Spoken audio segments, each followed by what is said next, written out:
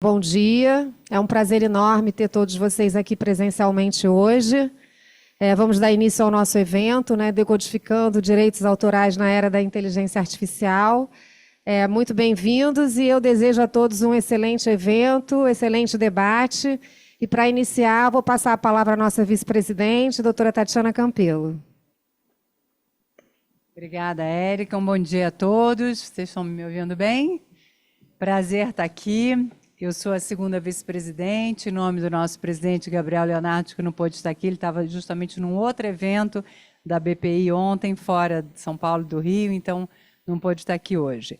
Em nome de todos, então, a gente agradeço também, em nome da Érica, todo o cuidado em organizar o nosso evento e também dos meus co-coordenadores aqui da organização do evento, Fernando Magalhães, José Eduardo Pierre e Felipe Fonteles aqui, a gente colocar esse evento que não poderia ter escolhido melhor momento, né?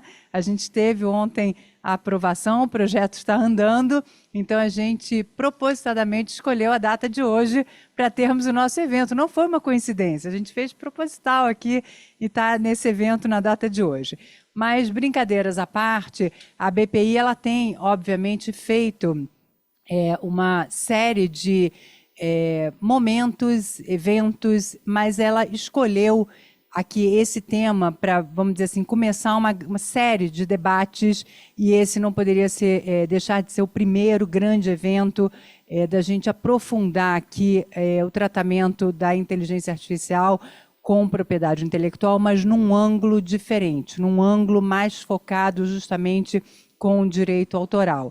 Então, todo o nosso dia de hoje, ele vai estar pensando na inteligência artificial, mas olhando a parte do direito autoral, ou seja, como as duas matérias elas vão estar relacionadas, como que a gente vai estar lidando com isso e trazendo não só o debate nacional, mas também a experiência internacional. A gente fez questão de trazer palestrantes internacionais, e vocês vão poder, ao longo dos painéis, então, ter a experiência, poder ouvi-los também e poder entender, então, o que está acontecendo, obviamente, fora daqui e poder, então, fazer uma comparação, fazer uma análise crítica para a gente poder entender. A inteligência artificial, então, tem transformado diversos setores e o campo dos direitos autorais não é uma exceção.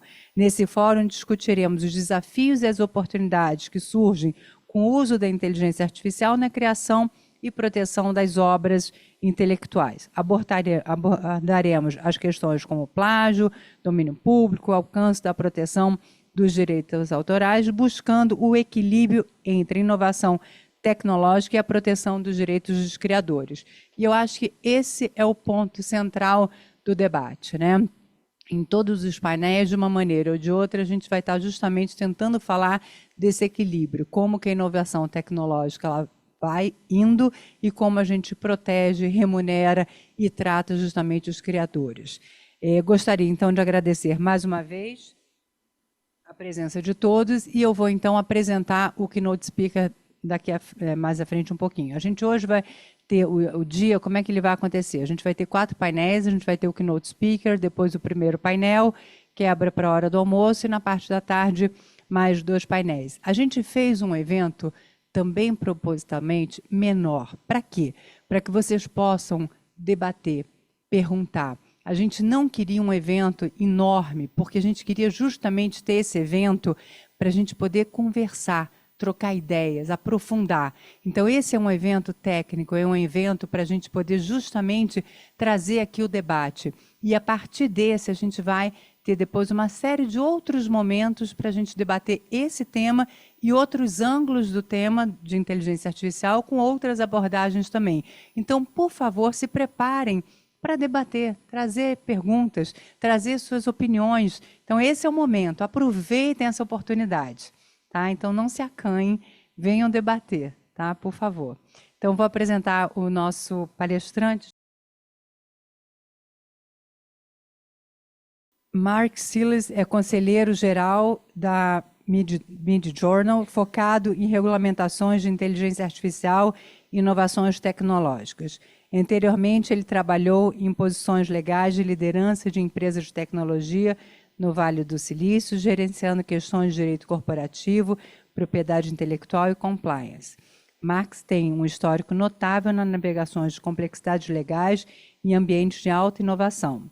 Ele é graduado em Direito pela Vanderbilt University Law School e é reconhecido por seu compromisso com o desenvolvimento ético de responsabilidade de tecnologias emergentes. Então, eu tenho um grande prazer de chamar o nosso keynote speaker, que vai fazer a apresentação por vídeo em inglês, e vocês, no final, se tiverem alguma colocação, fiquem à vontade. É um prazer. Max, com você, então. Marx, thank you for to be here today. It's a pleasure to have you as a keynote speaker. I just introduced you as a keynote speaker and just start here, open our event today. Thank you very much again to have you with us today. Thank you so much for inviting me. Hi, everyone. Okay, so I'm Max. It's a true honor to be invited today to speak to you. I'm going to speak slowly so that the translator can understand me. We're going to talk today about what legal system is appropriate for generative artificial intelligence, what legal system correctly balances the rights that rights holders are entitled to with something that supports innovation. And we're not here by accident. I understand that, I think just a few hours ago, a bill was passed in your Senate that made some specific choices about copyright licensing. So we're going to talk about that. A little background about myself. As she said, I am a general counsel for a company called Midjourney. It's one of the first artificial intelligence companies that generate images. And I run a law firm, and we serve as counsel for small and medium-sized AI companies globally. So as important context for today's event, even though countries specifically are passing laws, there's no such thing as country-specific business. Businesses operate and compete globally. And the thing that I see that the companies that I support over and over again, they hate uncertainty. They don't have time to contemplate what the copyright law is. Unlike us, I mean, I enjoy it. I like the philosophy behind the law. I like to discuss it. Companies don't. And so anytime there's even a little bit of uncertainty about whether they can operate, they leave, because there are literally hundreds of competing jurisdictions that they can participate in. This is also very personal for me. I'm very sad I couldn't be there with you in person, but I love Brazilian culture. I must have listened to Jobim's Stoneflower maybe over 100 times. I desperately hope that I can come and be with you in person.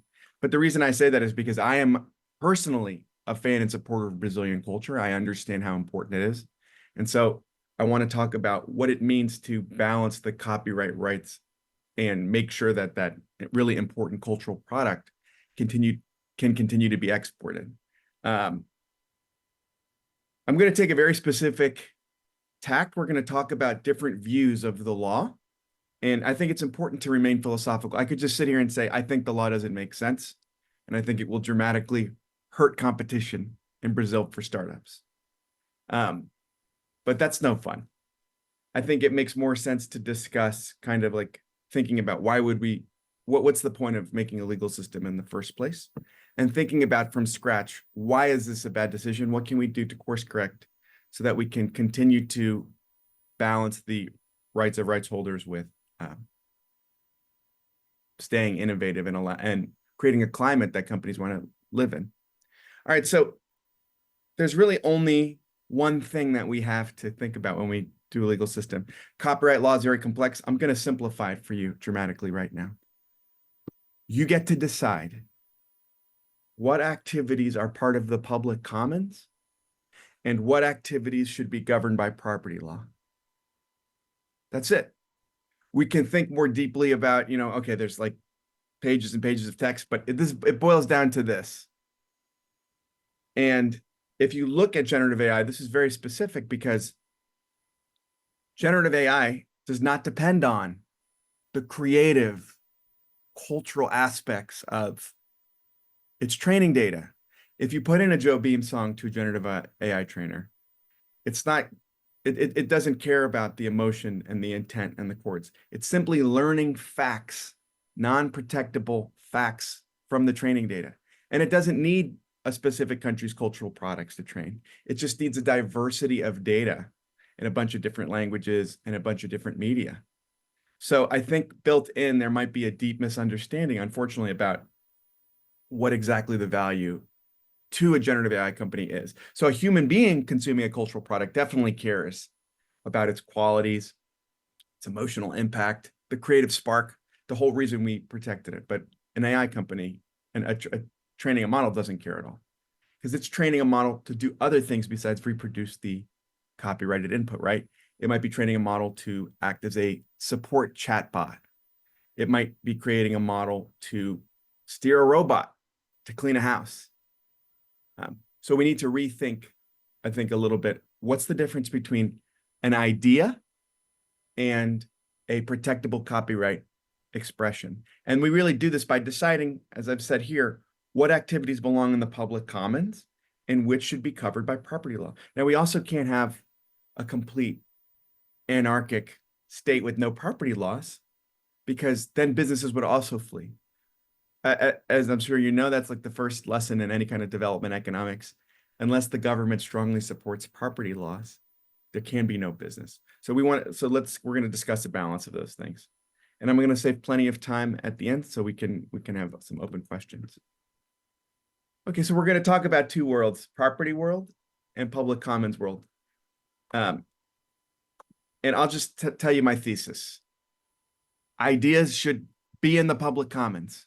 Concepts and attributes of copyright protectable expression should be in the public commons so that people can build off of them. If you are too aggressive and too strong and trying too hard to protect cultural products through copyright law, what you do by accident is make it illegal to think. Because copyright law should just protect the fixed creative expression, fixed cultural products.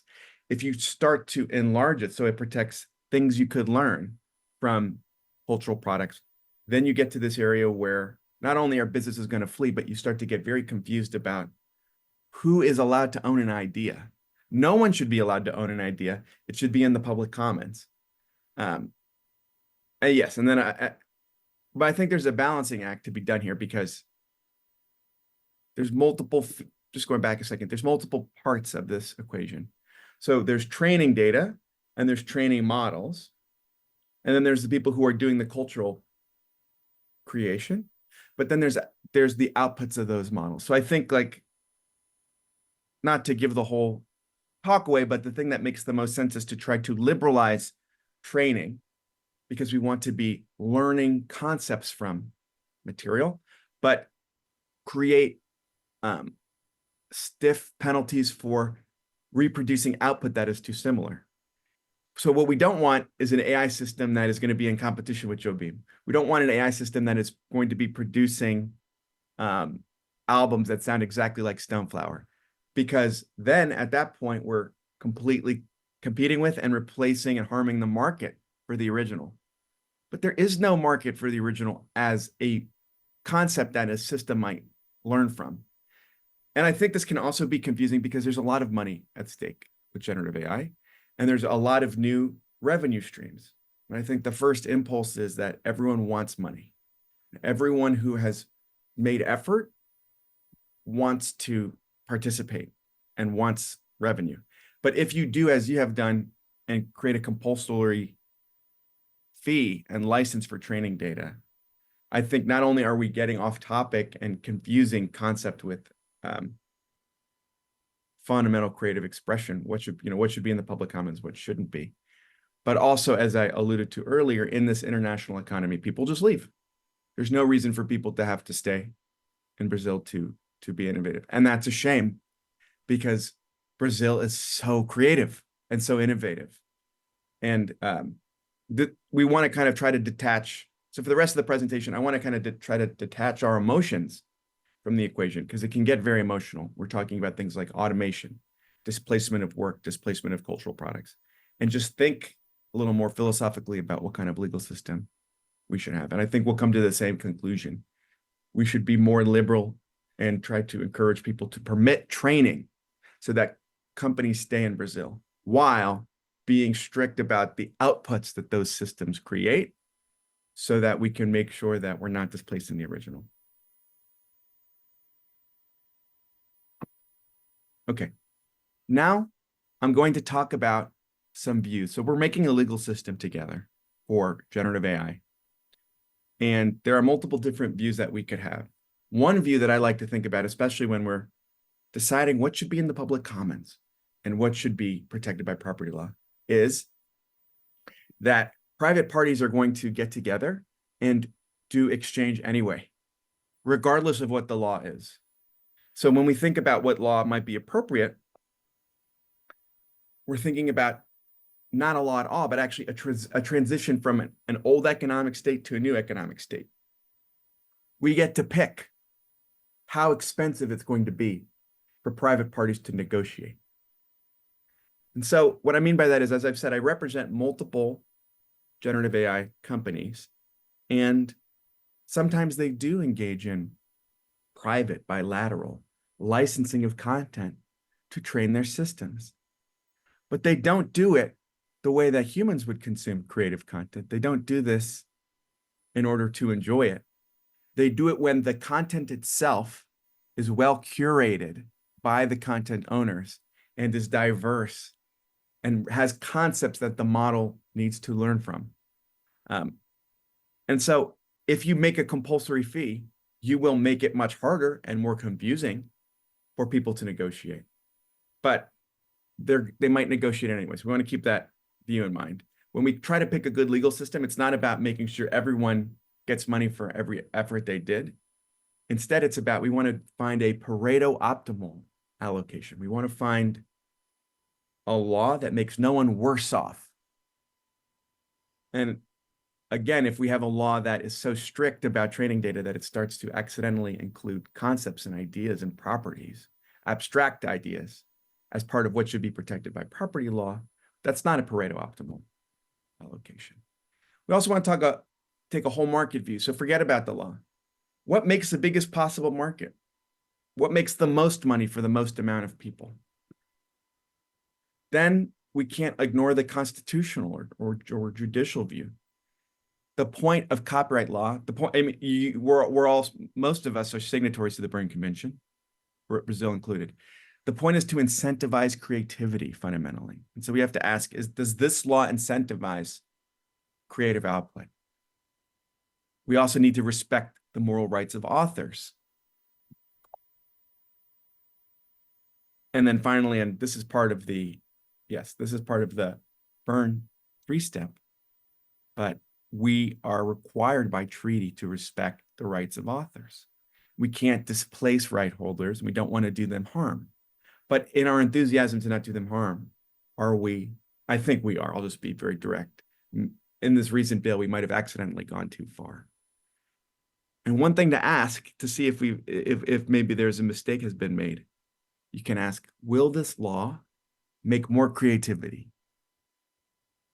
And this is something, so I used to work in open source for a long time before I got to generative AI. And open source had kind of a similar problem with copyright law and patents, in that what I found was companies and individuals would code open source software as much as you can imagine, regardless of what the law said.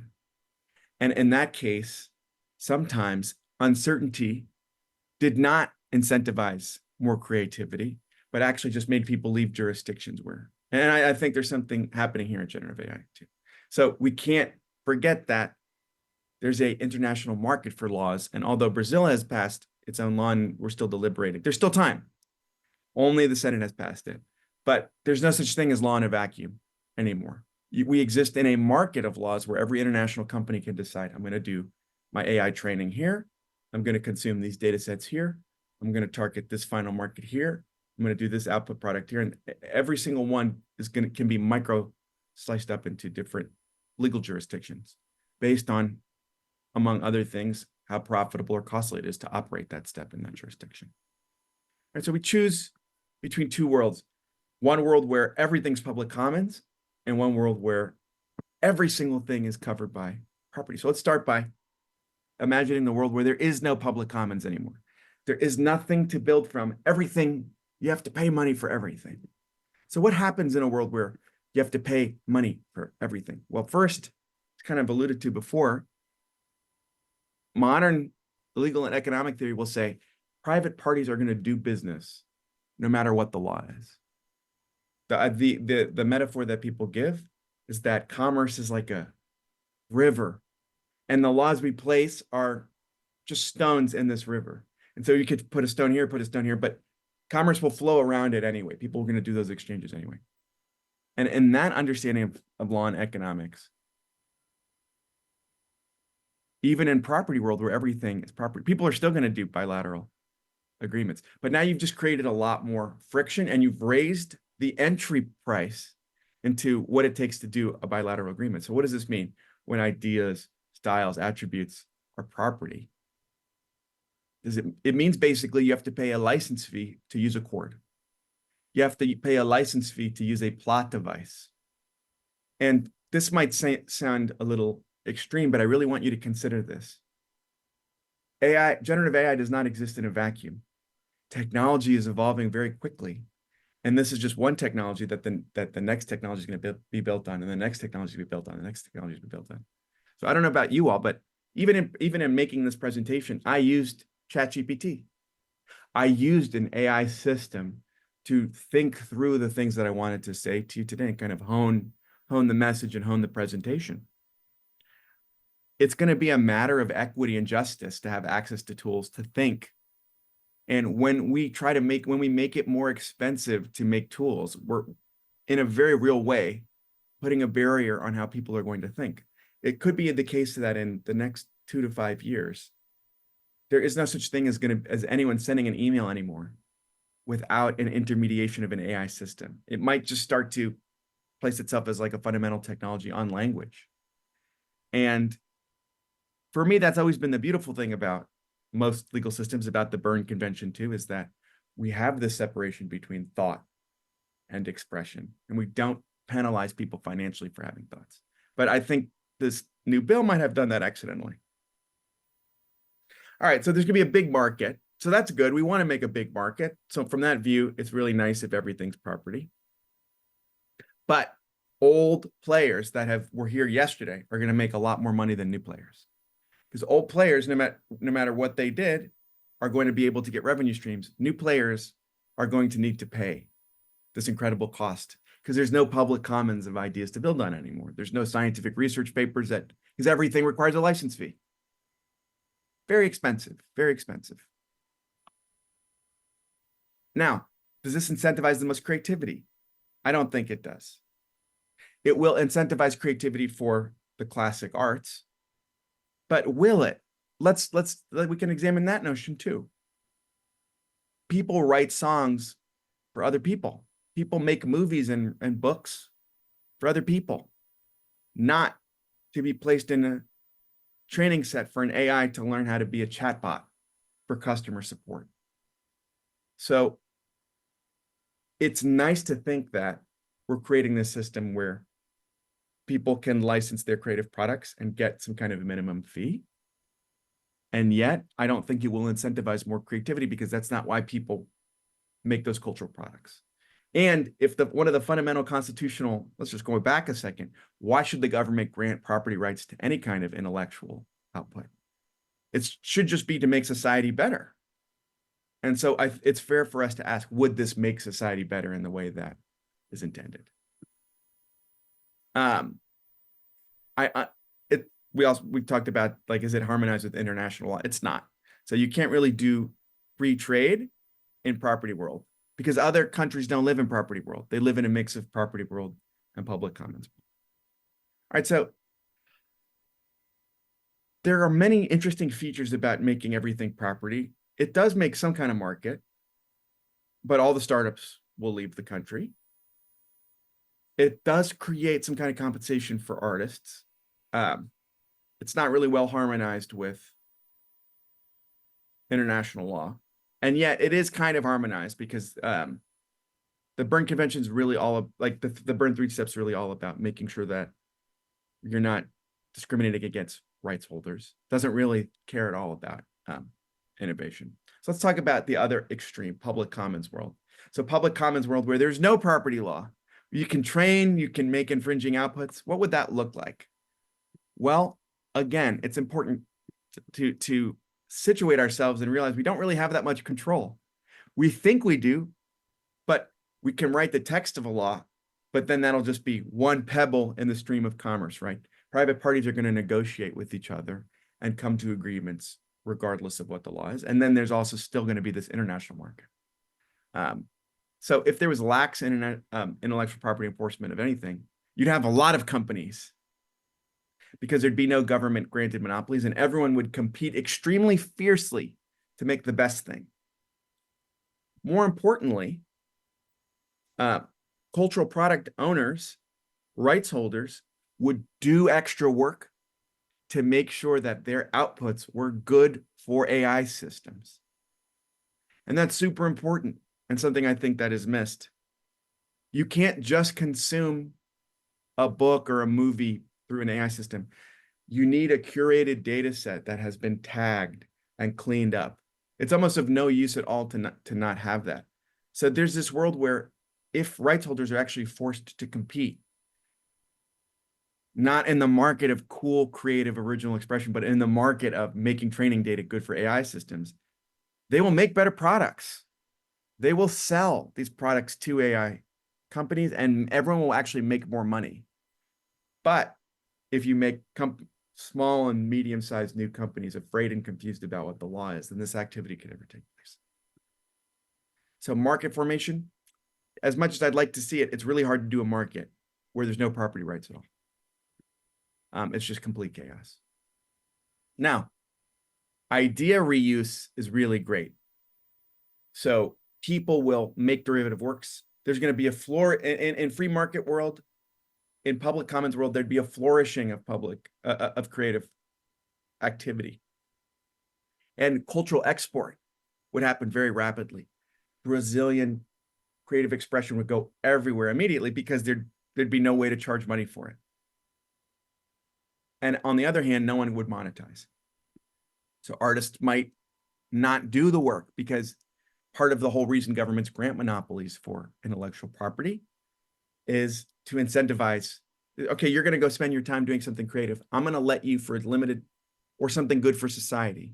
I'm going to let you for a limited period of time enjoy a monopoly over the revenue stream. Not because I'm trying to be good or because I have an ethical or moral possession, just because I think that's what would make the most creative society.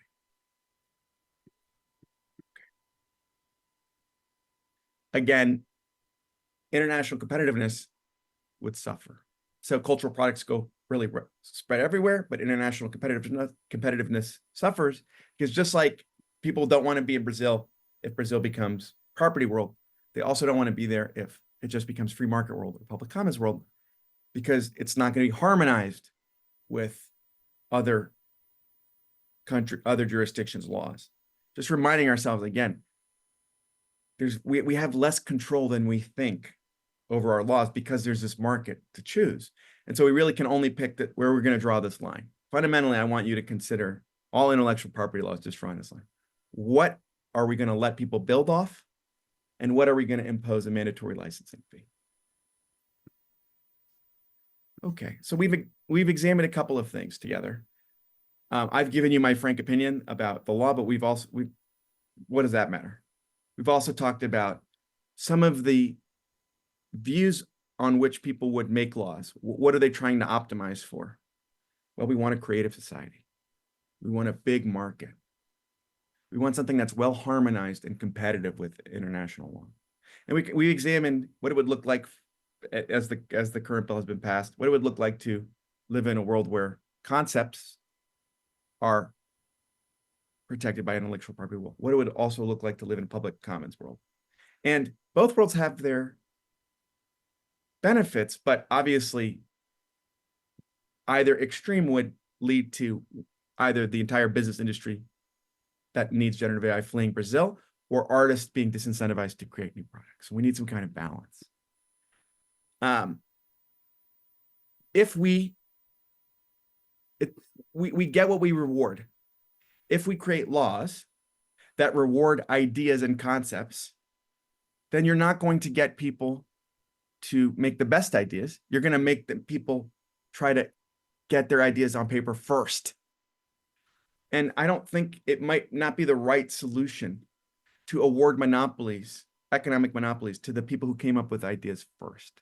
That's more of a patent rationale, right? We want people who come up with good novel inventions and patent to tell us first. And then we'll give them a monopoly on that so they disclose it to the public. That's not really what the point of copyright is, ever. The point of copyright is to make people creative, to enlarge the world of creative output, that the cultural products that we're so proud of. Doesn't happen when you create a compulsory fee for training data. So I think that this is going to be the most helpful lens to look at the law as the law evolves. Let's not think about, and it can be tough because when you're dealing with money, you deal with emotions, as I said at the beginning of the presentation. And new business, any kind of new technology always creates new markets, and there's always winners and losers in new markets. And yet, we should try to take a step back from that. We shouldn't make laws based reactively on what certain parties lobby for. Instead, we should think, why did we make these laws in the first place? And what law that we can pass now will actually make the world that we want to live in? That's the constitutional view. And I want to submit to you that we want to live in a world that maximizes creativity, respects right holders and their moral rights, while also incentivizing startups to come work and play in Brazil and grow in Brazil, in a world that's harmonized with international law. And I think that balance is very clear. That balance is being liberal about training data, because training is learning.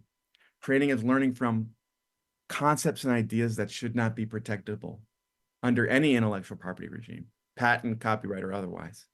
But penalizing outputs. We should not permit generative AI systems to make outputs that displace and harm the market for the original. But I think that there's definitely a room for balance, and it's not done yet. So hopefully we have some perspectives and some arguments to consider here. Okay, I'll stop there. Thank you again so much for your time and for this generous invitation. Hopefully next time I can be there with you in person, but I'll pause and we can take some questions. Max.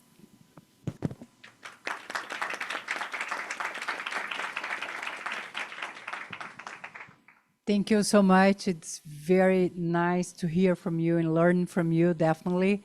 I think it was very precisely your presentation. I think we'll all learn a lot. I will open a little bit the floor for any question or comment. Fernanda, please. Thank you. Hi, Max. Good morning. Thank you so much for sharing your thoughts with us.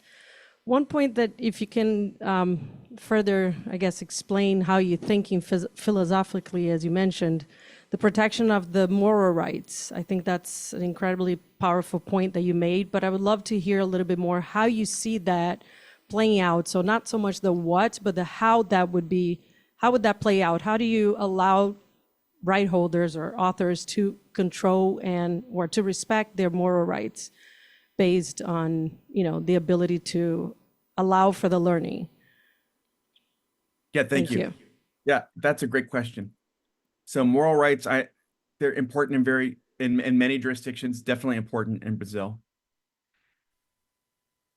I think that we need to start with messaging first and having a frank conversation, because moral rights are supposed to grant authors the ability to get credit for their work, and in certain circumstances also control the exploitation of that work. And yet, moral rights attach still to copyright, not to effort. So we need to make a clear distinction still. If someone comes up with a great idea or does effort to produce something, that alone is not deserving of copyright protection, nor is it deserving of granting that person a permanent monopoly. And so if we just go back to the difference between concept and expression, even in a world where there's moral rights, there should be no way that a rights holder should be able to impose restriction on someone from learning from their ideas, from their cultural products. And yet, if a system produces an output that displaces, not only do we need to give credit to the original, but we need to make sure that that person is paid a licensing fee. So I think that moral rights are actually very compatible with supporting business and supporting generative AI. We just need to stay on that distinction of, we don't want to do something accidentally that makes people think, that confuses them into thinking that they get a revenue stream forever because they had an idea. So ideas aren't protectable. Expression is, or inventions are. One more question.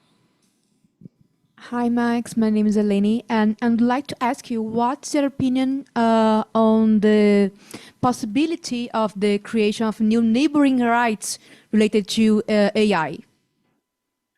Thank you for the question. What's the possibility of the creation of new neighboring rights related to AI? Well, let's just go back a second.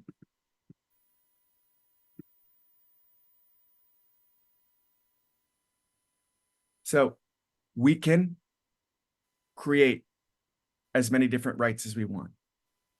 But the question should be why? What do we seek to do when we create new rights? Well, we seek to transition from an old economic system to a new system. We're talking about an allocation of money, right? I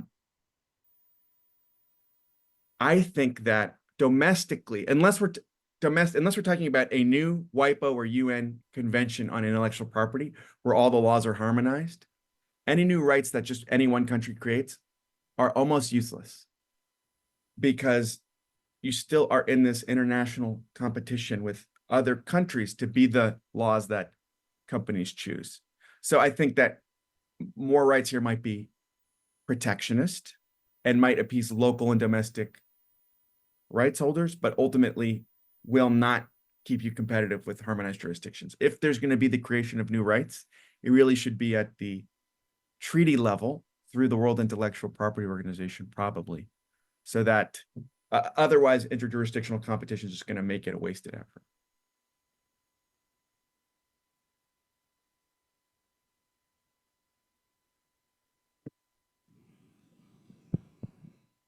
Hi, Max. This is Felipe. Thank you again for being here with us today.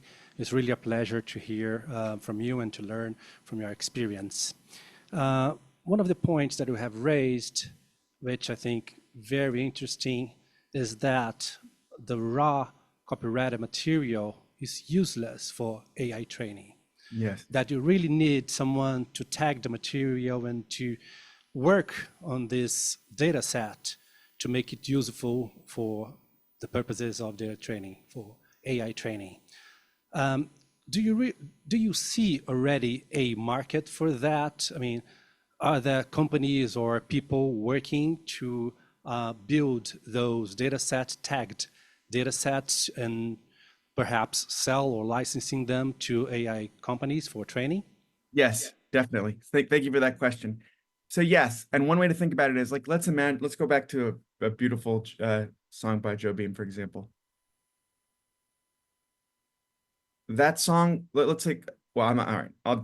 I can only think of, okay, a Joe Beam song was written for a human audience, right? He didn't just think, I'll have some kind of idea and people will just get what I'm saying. He carefully picked every chord, and that view needs to be applied to AI as well.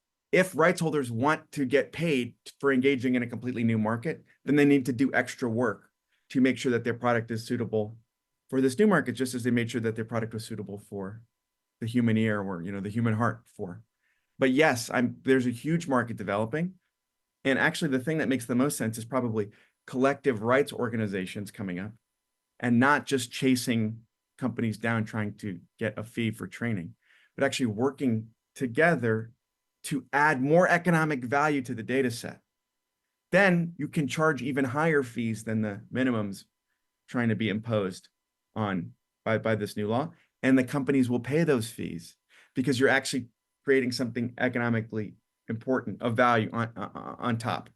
And so when we think about new rights, we think about bilateral training. there should be bilateral agreements on training data. We want to try to encourage people to keep creating economic value.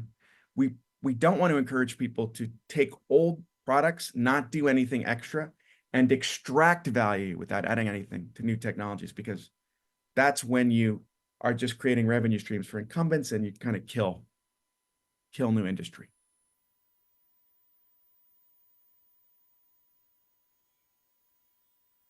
More question?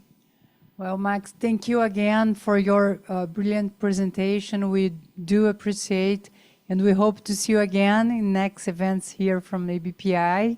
And thank you, the audience, also for the questions. Thank you again for your participation. Thank you. Yes, thank you so much. I'm going to leave my email here if anyone wants to. Thank you so much for your time and attention.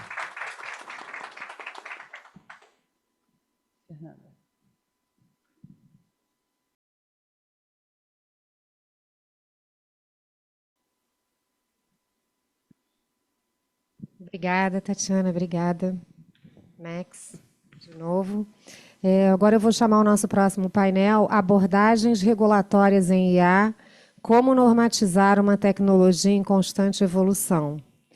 Eu chamo a nossa moderadora, Fernanda Magalhães, e os nossos palestrantes, Eduardo Paranhos, Christian Perrone e Celina Bottino.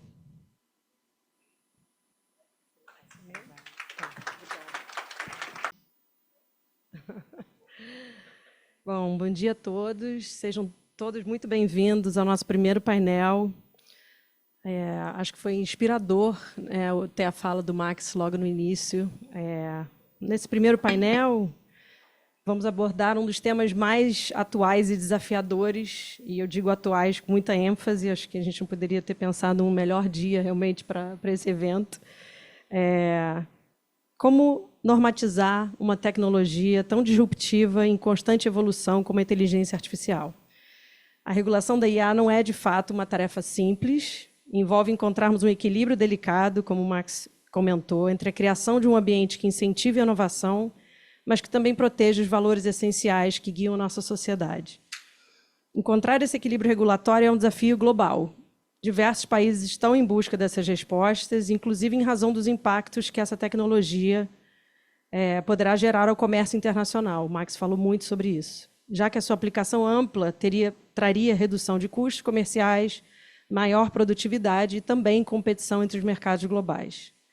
Certamente não buscaremos hoje esgotar a discussão sobre o tema, mas sim estimular o debate e abrir um espaço para reflexão e entendimento sobre alguns dos impactos que modelos regulatórios poderão trazer para o nosso mercado. Bom, sem mais delongas, eu gostaria de apresentar nossos palestrantes formalmente, começando por Celina Bottino, que é graduada em Direito pela PUC-Rio, mestre em Direitos Humanos pela Universidade de Harvard, é pesquisadora da Human Rights Watch de Nova York, supervisora da Clínica de Direitos Humanos da FGV Direito Rio, foi consultora da Clínica de Direitos Humanos de Harvard e pesquisadora do ISER, É associada ao Centro de Defesa dos Direitos da Criança e Adolescente do Rio de Janeiro. Atualmente desenvolve pesquisas na área de direitos humanos e tecnologia, coordenando projetos na área de liberdade de expressão e privacidade. E ela é filiada ao Berkman Klein Center de Harvard e diretora de projetos do ITS. Obrigada, Celina, por estar aqui com a gente. Eduardo Paranhos é graduado em Direito pela Universidade Federal do Rio de Janeiro, e detém o título de Masters in Commercial Law pela London School of Economics and Political Science, tendo sido condecorado com o Chevening Award pelo governo britânico. Com vasta experiência nas áreas de direito empresarial, compliance, propriedade intelectual, privacidade e proteção de dados, adquirida com 25 anos atuando em escritórios de advocacia e grandes corporações globais. Eduardo começou sua carreira no Departamento Jurídico da Confederação Nacional da Indústria, trabalhou em um dos maiores escritórios do Brasil por 8 anos, bem como nos departamentos jurídicos da Microsoft, da HP, onde liderou o time jurídico e de compliance. Eduardo atuou ainda como VP Legal and Corporate Governance para as Américas na Tetra Pak, onde foi responsável por todos os assuntos jurídicos de governança do grupo nas Américas do Norte, Central e Sul. Atuante em inúmeras entidades, ocupou posições executivas e de conselheiro junto aqui à nossa BPI, a ETSO, a British Cam, entre outras. Ele é líder do grupo de trabalho de inteligência artificial da ABS e um dos coordenadores da Estratégia Brasileira de IA. E Christian Perrone jurista, pesquisador. Eduardo, muito obrigada por estar aqui, era o que eu queria comentar. Christian, jurista, pesquisador da Fulbright, Universidade de Georgetown, doutor pela UERJ, com foco em regulação internacional e tecnologia, possui LLM em Direito Internacional pela Universidade de Cambridge, diploma em Direito Internacional dos Direitos Humanos pelo Instituto Universitário Europeu, versou como secretário da Comissão Jurídica Interamericana da OEA e como especialista em Direitos Humanos da Comissão e da Corte Interamericana de Direitos Humanos. Atualmente é Director of Government Affairs da Microsoft Brasil e pesquisador adjunto do CETIS. Bom, muito bem. Eu gostaria de começar indagando a Celina sobre esse cenário regulatório global. De novo, o Max falou muito sobre isso, né, colocando um mapa ali para a gente pensar. E eu queria te ouvir sobre as abordagens e os caminhos regulatórios que estão sendo implementados e discutidos mundo afora, e te perguntar quais são os principais desafios e oportunidades para o Brasil nesse contexto. Obrigada, Fernanda. Obrigada a você. Bom dia a todos. Né? Obrigada pelo convite e cumprimentando aqui os meus colegas também.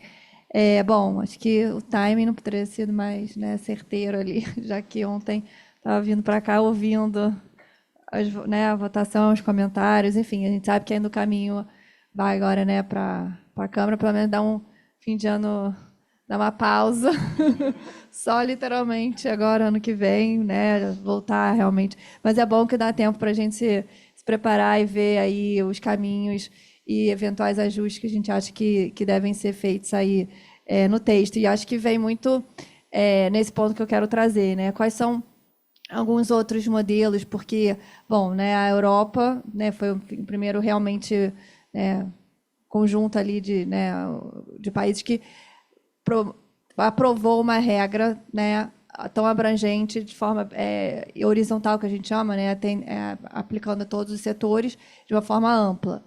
E tem sido um pouco objeto também do efeito Bruxelas, que a gente chama, que tem sido meio que exportado pelo mundo afora como, né, um modelo exemplar a ser copiado. E aí daí que a gente bota aqui dar um passo atrás e acho que tem que fazer reflexão. Se é de fato o melhor. E aí, para a gente ver se é o melhor, a gente tem que olhar outros. Né? Isso que eu vou contar um pouquinho de outros modelos. Mas só para também fazer um comentário, que a gente trouxe o Gabriele Mazzini, que foi um dos autores, até um dos arquitetos lá da Lei Europeia, num evento aqui no início do ano em Brasília, e foi interessante que ele até deu uma entrevista na Folha falando, olha, o modelo europeu foi feito baseado no contexto da Europa, né? Que a gente não pode esquecer que faz parte tem um quebra-cabeça regulatório lá, que ele é mais uns elementos, né? Tem a regra sobre interoperabilidade de dados, tem uma outra só sobre responsabilidades, né? Enfim, tem vários componentes que todos, num conjunto, fazem sentido para aquele contexto. E ele, na época, também explicando que tinha um objetivo muito específico de pensar no uso seguro, vamos dizer, de IA ali no mercado interno. Enfim, as preocupações são diferentes, tem toda uma questão geopolítica que também a gente não pode ignorar, que é muito particular também da Europa, considerando no meio do caminho Estados Unidos e China. Enfim, então ele mesmo falou, olha, vocês têm que olhar bem para ver se faz sentido isso, porque assim, não é para todo lugar, né? E, então, tendo isso em mente, a gente, no ITS, depois eu comento, assim, fica à vontade para olhar, a gente, com esse objetivo de tentar trazer mais informação para o debate, que a gente acha que, né, acabou não sendo tão baseado em evidências e fatos até aqui no Brasil. Então, a gente fez uma série de pequenos relatórios mostrando um pouquinho disso, né? Tem um sobre essa árvore regulatória que a gente chama, da União Europeia, e outro, muito resumidamente, falando um pouquinho de cada outros modelos de outros países. Aí, por exemplo, né, pensando nos Estados Unidos. Os Estados Unidos adota uma outra abordagem, né, que a gente fala mais setorial e meio vertical, ou seja, não se propõe ter nenhuma regulação como a europeia, né? E aí algumas referências pontuais sobre isso. Teve o Blueprint de IA, que foi assim meio que um documento norte de princípios orientadores, e depois a ordem executiva do Biden, que deu umas orientações e muito focado nas agências reguladoras. Olha, vejam o que vocês têm sobre IA, o que faz sentido, né, fazer um apanhado da, vamos dizer, status quo regulatório, mas focando muito nessa abordagem setorial e pelo acúmulo também de conhecimento de cada agência. Então, aí no legislativo, tem o senador Schumer, que tem sido um dos, né, vocais ali, e ele tem, enfim, falas dele mostrando que o sistema, né, de elaboração de regras, de leis, assim, não dá conta para normal, né, não dá conta para os desafios que a gente tem com tecnologias, inclusive, né, focando ali em inteligência artificial. Então, ele fez super interessante uns AI Policy Forums, Insight Forums, acho que era seu nome, e ali com um line-up assim, de todos os, assim, né, os CEOs de todas as maiores grandes empresas e das faculdades, enfim, para ouvir, e aí por temas. Então, assim, vamos discutir direito autoral, daí ele chama algumas pessoas. Enfim, isso tudo está registrado, tem um site mostrando tudo isso foi feito. Então, teve todo esse acúmulo, além também de terem feito algumas consultas públicas sobre, também focando em setores, a parte de transporte, com perguntas, né, o regulador fazendo perguntas ali bem direcionadas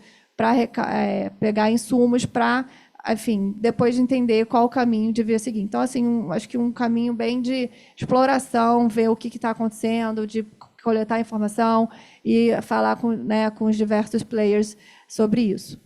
Aí a gente também tem o Japão. E o Japão, numa linha também bem, até pensando aqui, né, um pouco o que o Max falou, numa linha bem focada em incentivar a inovação. Eles querem, bom, o nosso norte vai ser, por enquanto, esse. Eles criaram um comitê, um conselho de especialistas junto ao governo para pensar em inteligência, né, para organizar né, como eles vão se posicionar em relação a isso. E aí, o primeiro ponto desse grupo foi, olha, vamos identificar também por setor como é que está o status quo regulatório, o que tem de regras hoje no ordenamento jurídico japonês que já se aplica a cada um, né, dos setores e focando na questão do uso de IA em determinados setores.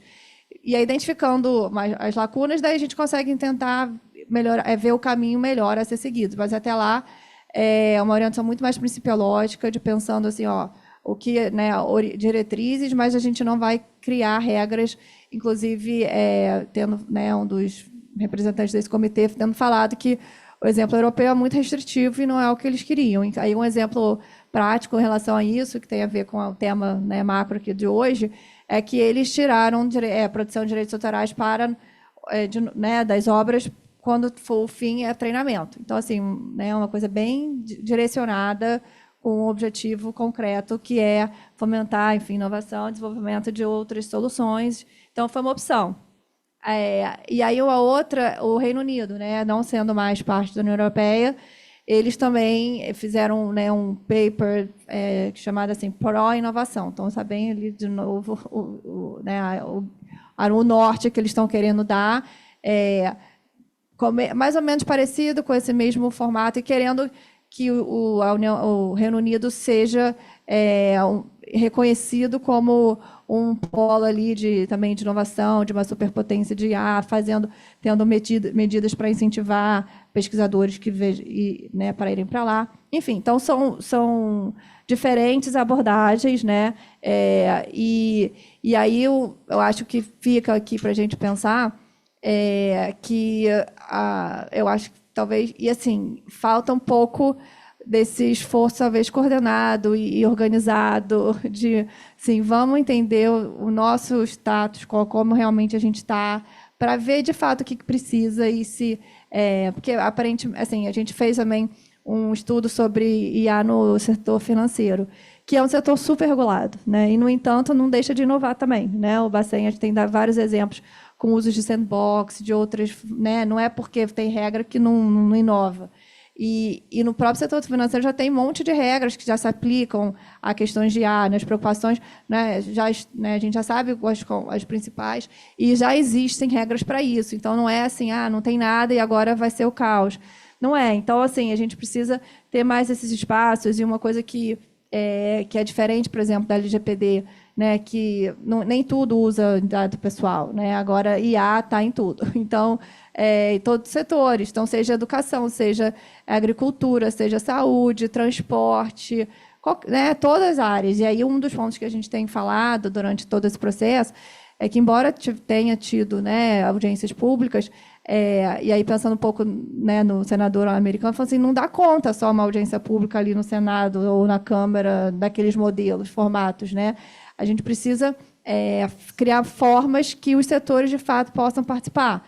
E aí, né, falando aqui, né, pelo ITS, a gente, não à toa, a gente botou no ar, né, uma consulta pública, até tentando engajar com né, o governo para ver se eles encampam. Vamos ver se agora, na Câmara, eles topam assim, ampliar realmente os espaços de discussão, como foi, né, com o Marco Civil, porque né, para a gente definir o que a gente vai, como regular, a gente também precisa dar um passo atrás e entender o que a gente quer dessa tecnologia.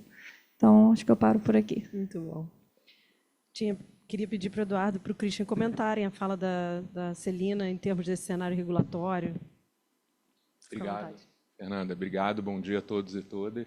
Prazer estar aqui na nossa casa, né, há tantos anos, a BPI, e comentar um pouquinho esse tema.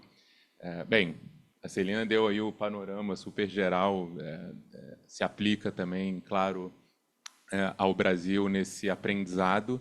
A gente parte de um princípio em que a União partiu de um princípio em que a União Europeia estaria na frente, quando não é verdade. Inclusive, na própria União Europeia já há críticas contundentes, aí não só ao modelo do AI Act, mas ao modelo regulatório como um todo e o impacto desse modelo, por exemplo, para startups ou para um cenário de inovação em que a gente sabe que, assim, os dados mostram, né, na União Europeia, com toda essa preocupação estrutural de regulação, essa preocupação toda não tem levado a um fortalecimento da inovação dentro da geografia, então, regulada. Então, hoje, em IA especificamente, como em vários outros temas de trade, o protagonismo está polarizado entre Estados Unidos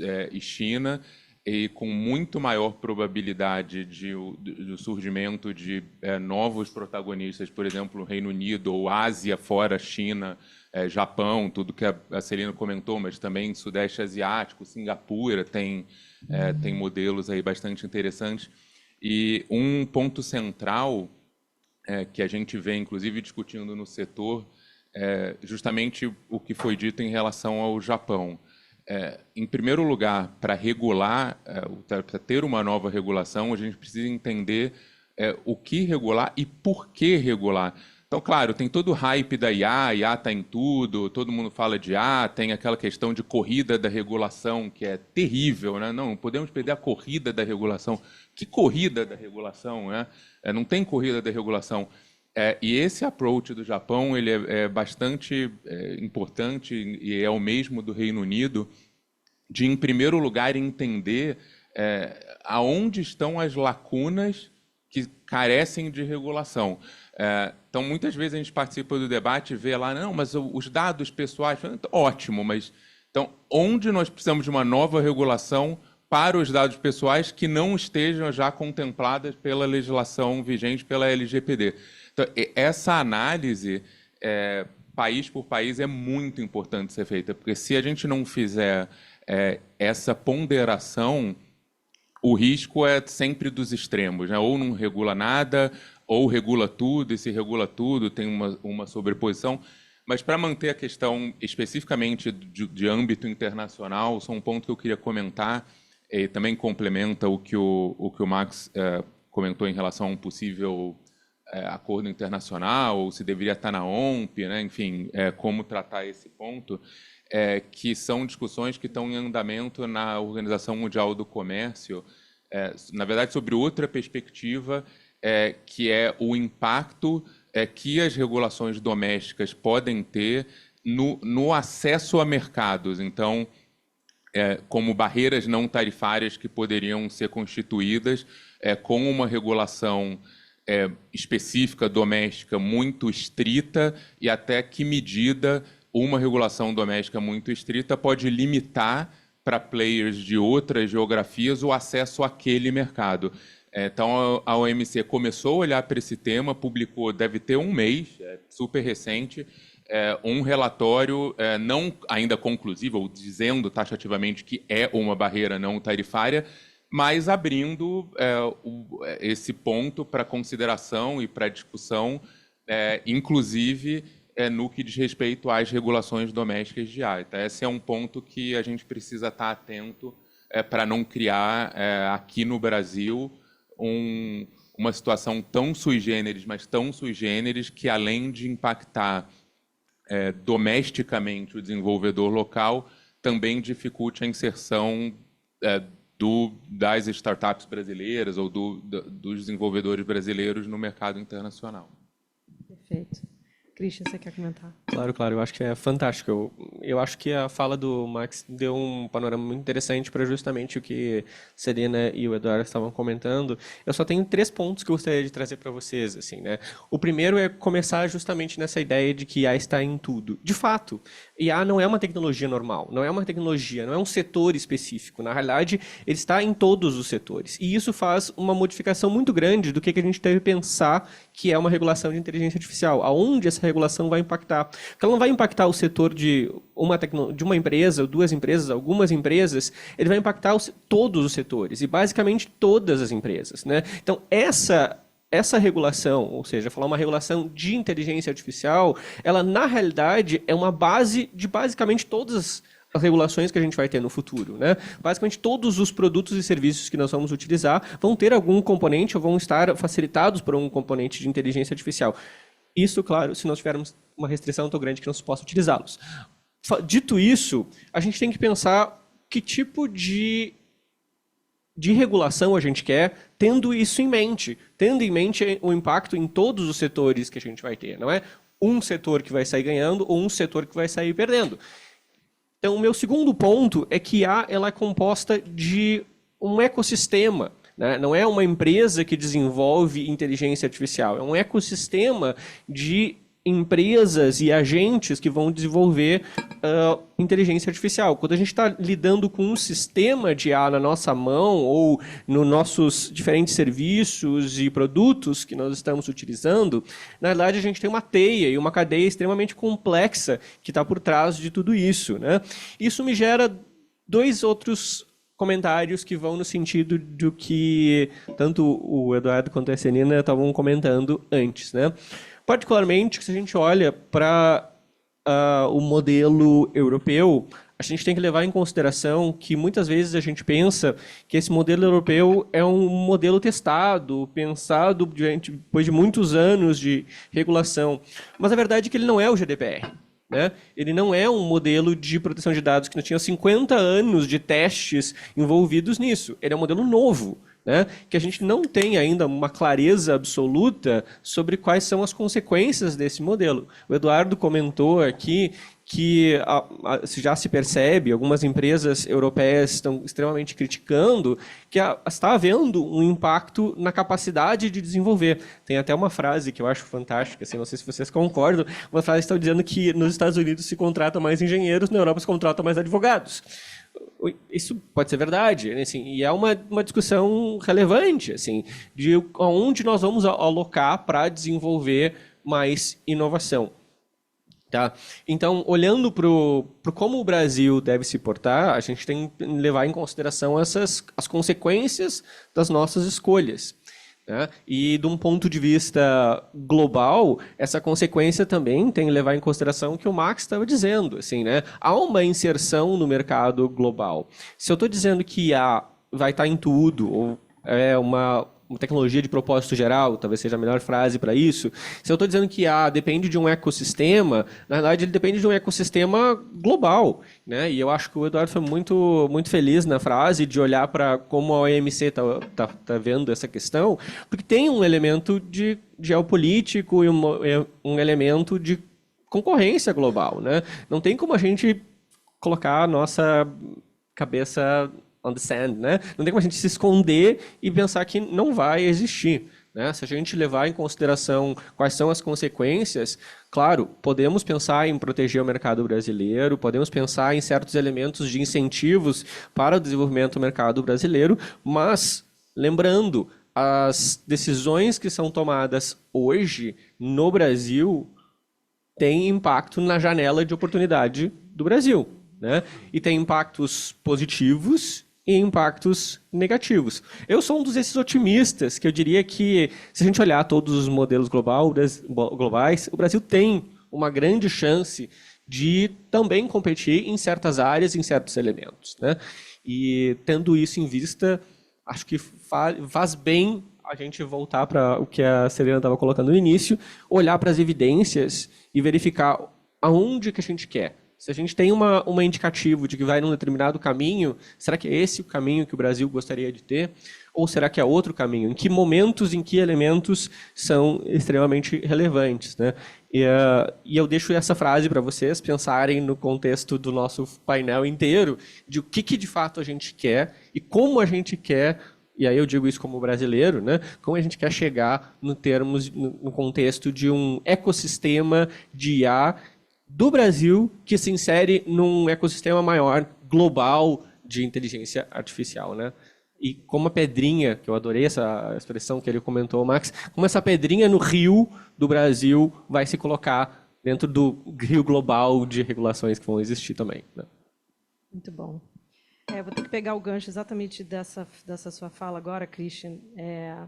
O Max falou muito disso. Eu queria te perguntar, Eduardo, sobre qual é, assim, que impacto é esse realmente para o nosso mercado em não ter um ecossistema estruturado, se não agora, muito em breve? Como é que a gente consegue competir? E voltando para o 2338, que era o gancho que eu queria fazer, a gente viu ontem à noite essa notícia, a gente sabe que isso ainda tem alguns caminhos a serem percorridos, mas o que exatamente as restrições que estão sendo consideradas hoje em dia podem ter de impacto para as empresas, para o nosso ecossistema e para a nossa competitividade nesse mercado? Você pode falar um pouquinho sobre isso? Excelente. Não, perfeito. Eu queria começar, na verdade, até por esse último ponto, né, de inserção internacional. Eu entendo isso, inclusive está no relatório do OMC, tem um artigo que eu escrevi, está no relatório, que, na realidade, os modelos domésticos, para facilitar essa inserção, eles precisam ser evolutivos, principiológicos inicialmente, e depois evolutivos, para cobrir as áreas de regulação que são necessárias. Então, se a gente pensar num modelo, e a União Europeia é um capítulo à parte, mas se a gente pensar num modelo em que uma primeira regulação já seja extremamente restritiva, é muito difícil pensar num cenário de depois voltar, né? Regredir. É como a lista de alto risco que tinha na primeira versão do 2338. Tinha uma lista enorme, estava tudo lá, ninguém sabia muito bem explicar como aplicaria e ainda dizia que o regulador pode revisar. Pô, quem é que acredita que um regulador vai revisar para tirar alguma coisa de lá? É só para colocar, né? Então, tem esse ponto do formato da regulação, que a gente chega na questão do 2338 e o modelo de regulação. O 2338 tem aí seu 1 ano e meio, né, mais ou menos, desde que foi proposto. A gente tem que reconhecer, do texto inicial para o que tem hoje, vários pontos evoluíram em termos de tirar, reduzir algumas complexidades e alguns pontos que evoluíram, mas nesse caminho, de certa forma, vários pontos foram mexidos ali sem necessariamente ter uma harmonização do todo. Então, tem pontos, por exemplo, o arranjo institucional que tem ali de um regulador setorial com overlap, uma sobreposição com um regulador central e a figura de um regulador por proximidade, que pode gerar também uma incerteza enorme para setores que não sabem muito bem quem vai regular. Então, uma série de pontos que, no desenho atual, geram dos dois ou incerteza ou a certeza do impacto, né? Uma questão conceitual maior é um modelo de regulação nesse momento de evolução da inteligência artificial e até por essas preocupações internacionais, na nossa visão, inclusive pelo setor de tecnologia, ou a ABIS, onde eu lidero o grupo de IA, é uma visão de que a regulação ela deveria incidir sobre o que é, primeiro, de alto risco. Não tem sentido regular, por mais que se pareça uma regulação genérica ou uma regulação mais ali só conceitual, mas não faz sentido regular o que é de baixo risco, estabelecer às vezes direitos que parecem de certa forma ali inofensivos, mas um direito de participação humana, supervisão humana, explicação disso, explicação daquilo, para um modelo que não tem risco nenhum, e existe que não tem risco, não é que tem baixo risco, não tem risco nenhum. Então, na nossa visão, deveria ser apenas alto risco, e uma questão também conceitual, mas extremamente importante, é regular o uso da tecnologia e não a tecnologia em si. Quando a gente vê, por exemplo, fazendo um paralelo aí, óbvio, com outras indústrias, se a gente pensar em indústria química, indústria mecânica, até indústria armamentista, se a gente for pensar, ninguém proporia ou admitiria ter uma regulação extremamente estrita e detalhada e restritiva e com várias amarras sobre, sei lá, a fabricação de aço, porque o aço pode fabricar uma arma que é letal, ou um composto químico que pode estar num remédio, que se você dobrar a dose, o remédio vira veneno.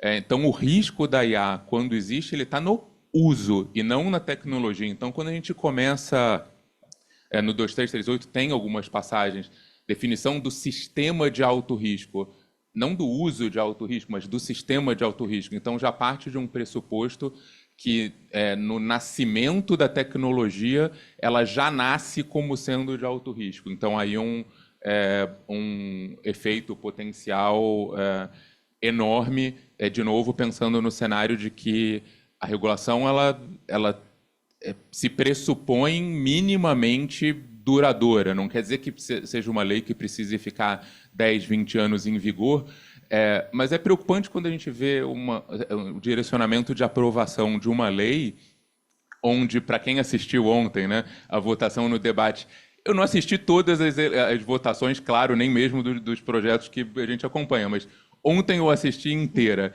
e eu já assisti outras e eu nunca vi uma votação onde 100% dos congressistas que se manifestaram ali, inclusive o autor, inclusive o relator do projeto, todos diziam, não é talvez a melhor lei, não é o ideal, mas, em outras palavras, claro, mas é o que temos para hoje, né? E vai para a Câmara e que sejam feitos melhoramentos. Poxa, onde está a urgência? Que direitos hoje estão deixando de ser protegidos por não existir essa lei que impacte o timing de discussão no Congresso? Então, quando se diz, não, teve várias audiências públicas, sim, mas isso não significa que o texto atual ele é de quinta-feira da semana passada. Não é que eu teve várias audiências públicas de maio do ano passado, mas o texto atual é de quinta-feira da semana passada.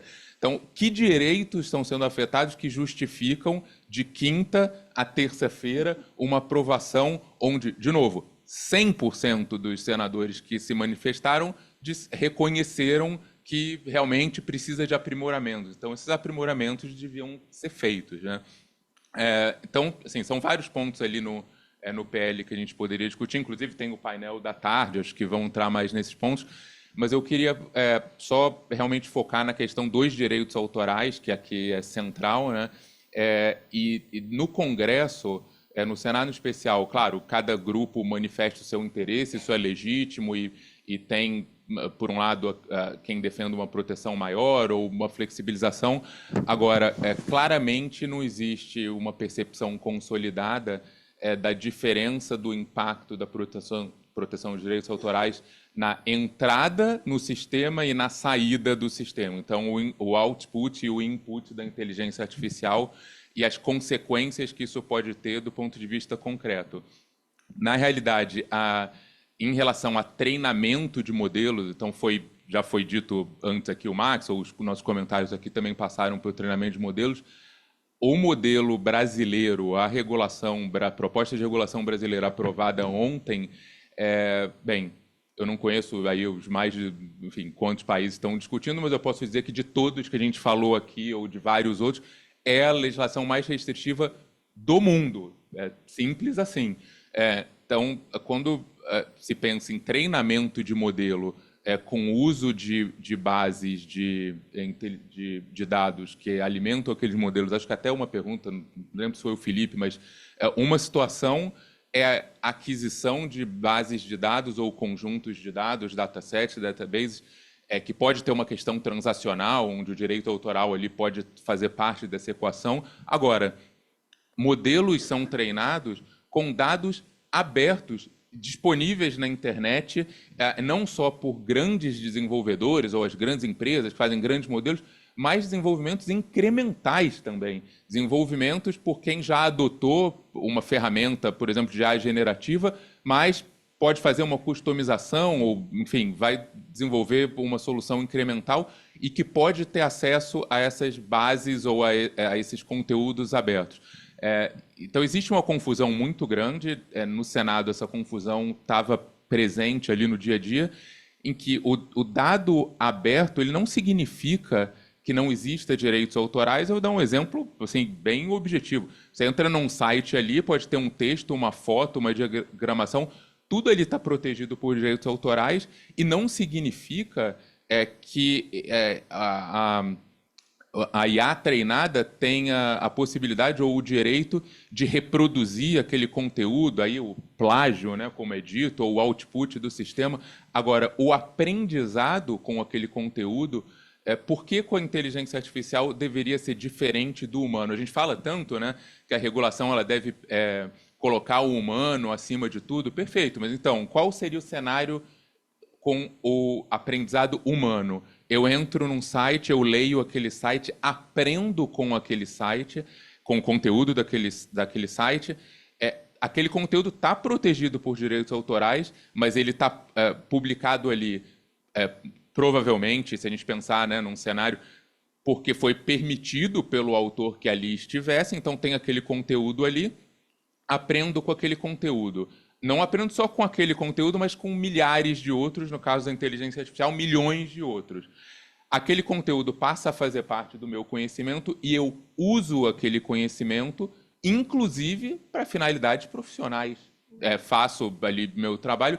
Nada impede que eu use aquele conhecimento, claro, sem que eu reproduza ali. Eu não vou colocar uma frase, um parágrafo, tudo ali, dizendo que é meu. Mas o conhecimento que eu adquiro, ele pode ser livremente usado. Por que com a inteligência artificial deveria ser diferente? Então, a gente teve lá no Congresso artistas, enfim, defensores desse modelo que está no projeto de lei hoje, que não tem claro essa diferença entre o treinamento da inteligência artificial e o que a inteligência artificial entrega como output. Então, hoje, não é à toa que, dentro de uma discussão no setor privado em que essa percepção ela ficou mais consolidada com o tempo, tem manifestos, claro, inicialmente o setor de tecnologia muito ativo, mas hoje tem a Confederação Nacional da Indústria, tem a Associação Brasileira do Agronegócio, tem a Associação dos Produtores de Alho, não é brincadeira, tá? Subscreve ali o manifesto, tem setores, todos os setores se manifestando, falando, olha, dos dois, ou eu se desenvolvo um modelo de IA, pode ser, de novo, pode ser incremental, não estou falando de grandes modelos que geralmente são as empresas de tecnologia, mas se eu desenvolvo soluções incrementais, esse modelo me impacta. Se eu sou setor público, esse modelo me impacta, eu oferto menos, tenho menor possibilidade de ofertar serviços de qualidade para a população, via, por exemplo, GovBR e outros, então isso me impacta. E se eu não desenvolvo absolutamente nada, ainda assim eu tenho acesso a menos conteúdos representativos de dados nacionais para o Brasil como um todo. Ou seja, impacta todo mundo. E mesmo a classe artística, que fala, não, mas espera aí, o meu reconhecimento não tem muito benefício. O modelo como está lá não vai gerar royalties adicionais, provavelmente, para os artistas, até por uma questão prática. E eu talvez tenha passado o tempo, mas só para concluir, nesse exemplo que eu dei, a questão de treinamento, ali você entra num site e tal, tem vários conteúdos. Olha a situação de um desenvolvedor treinando um modelo hoje. E aí, de novo, com a questão dos dados abertos, internet, em especial, dados abertos. O desenvolvedor, ele, ao acessar um conteúdo, ele precisa ser capaz de identificar se aquele conteúdo é protegido por direitos autorais, porque pode ser ou não. Se for, quem é o titular? E ainda pensar num modelo de remuneração. Multiplica isso por, aí eu não sei se tiver alguém aqui do NIC-BR, por quantos milhões? 100, 200, 300 milhões? 1 bilhão de sites? Quantos sites são varridos na internet para que esse treinamento ocorra? É absolutamente impossível. Não é que é difícil, é impossível fazer um treinamento em alta escala, e quanto maior a escala, mais representativo é o modelo, inclusive de dados nacionais, fazendo essa identificação pontual, um a um, de cada conteúdo, cada página na internet, se é protegido, por quem é protegido e como fazer. Então, de fato, esse modelo... e esse é um dos únicos... Eu comecei mencionando que o 2338 avançou em vários aspectos e a proteção de direitos autorais talvez tenha sido a única que ficou mais e mais restritivo e mais complexa à medida que o projeto ia sendo discutido, e perdeu, talvez, a oportunidade de endereçar o que é uma das únicas lacunas onde hoje nenhuma legislação regula. Então, eu mencionei, tem vários já pontos referentes a que a LGPD já trata, o Marco Civil da Internet, até Código Civil, Código Penal, tem aquele caso dos nudes no Rio de Janeiro, foi para a capa da Veja com o Exterminador do Futuro, mas se você olhar o artigo 216b do Código Penal, já se aplica diretamente. Talvez um dos únicos pontos, se não o único, que realmente não tem nada na legislação e vem para o nosso tema aqui, é direitos autorais, mas não esses direitos autorais que estão no 2338, mas sim o da autoria. Então, o sistema que desenvolve pode ter patente, não pode? Quem é o autor? É quem desenvolveu o sistema ou é quem fez o input ali? Isso o 2338 não trata, mas trata de direitos autorais para dizer que você é proibido de realizar um ato de aprendizado, sem cópia, sem plágio, sem nada, um ato de aprendizado de forma automatizada. Então, esses são alguns dos desafios. Muito bom. Christian, eu queria te pedir, vou combinar aqui duas perguntas que eu tinha planejado, mas para te pedir, pegando o gancho na tua fala alguns minutos atrás, divide com a gente um olhar de uma empresa global, olhando todos esses modelos regulatórios que estão sendo discutidos ou já implementados no mundo, que impactos, do ponto de vista burocrático, do ponto de vista de custos, mas também de inovação, o impacto à inovação, à competição no mercado. Que preocupações essas empresas estão tendo ao se depararem com essas discussões regulatórias, não só no Brasil, mas mundo afora? Obrigado. Eu acho que essa é uma das perguntas chaves para a gente compreender, né? Eu falei para vocês para a gente ficar com isso na mente, né? O que a gente quer e onde o Brasil se insere dentro desse ecossistema global, né? Então, eu quero trazer para vocês, se vocês me permitirem, Fernanda, um pouquinho de algo um pouco diferente, tá? Vamos pensar sobre floresta. Por que eu quero falar sobre floresta aqui com vocês, né? Porque o Brasil, obviamente, vai ter a COP30 ano que vem, vai ser a COP da floresta, etc., em Belém do Plural, e a gente sabe que a gente quer tratar de climate change, né? De mudanças climáticas, se a gente quer lidar com esse tipo de questão. E é claro que tem um elemento central nisso, que é reflorestamento e a preservação das florestas nativas que nós temos no nosso país, né? Vamos pensar como a gente pode fazer isso. Daí vocês vão pensar, vai ter criar empresas que vão reflorestar, vai ter o governo que vai ter que proteger, vai ter uma série de questões, mas tem um elemento muito central aí que a gente não está... que está por trás de tudo isso, né? Como que a gente vai ter certeza de que isso está acontecendo e está acontecendo na velocidade e na quantidade que a gente precisa para não impactar mudanças climáticas? Talvez a gente precise utilizar o quê? Uma ferramenta que facilita você fazer isso. Que tal utilizar uma ferramenta de inteligência artificial? Então, o que você faz?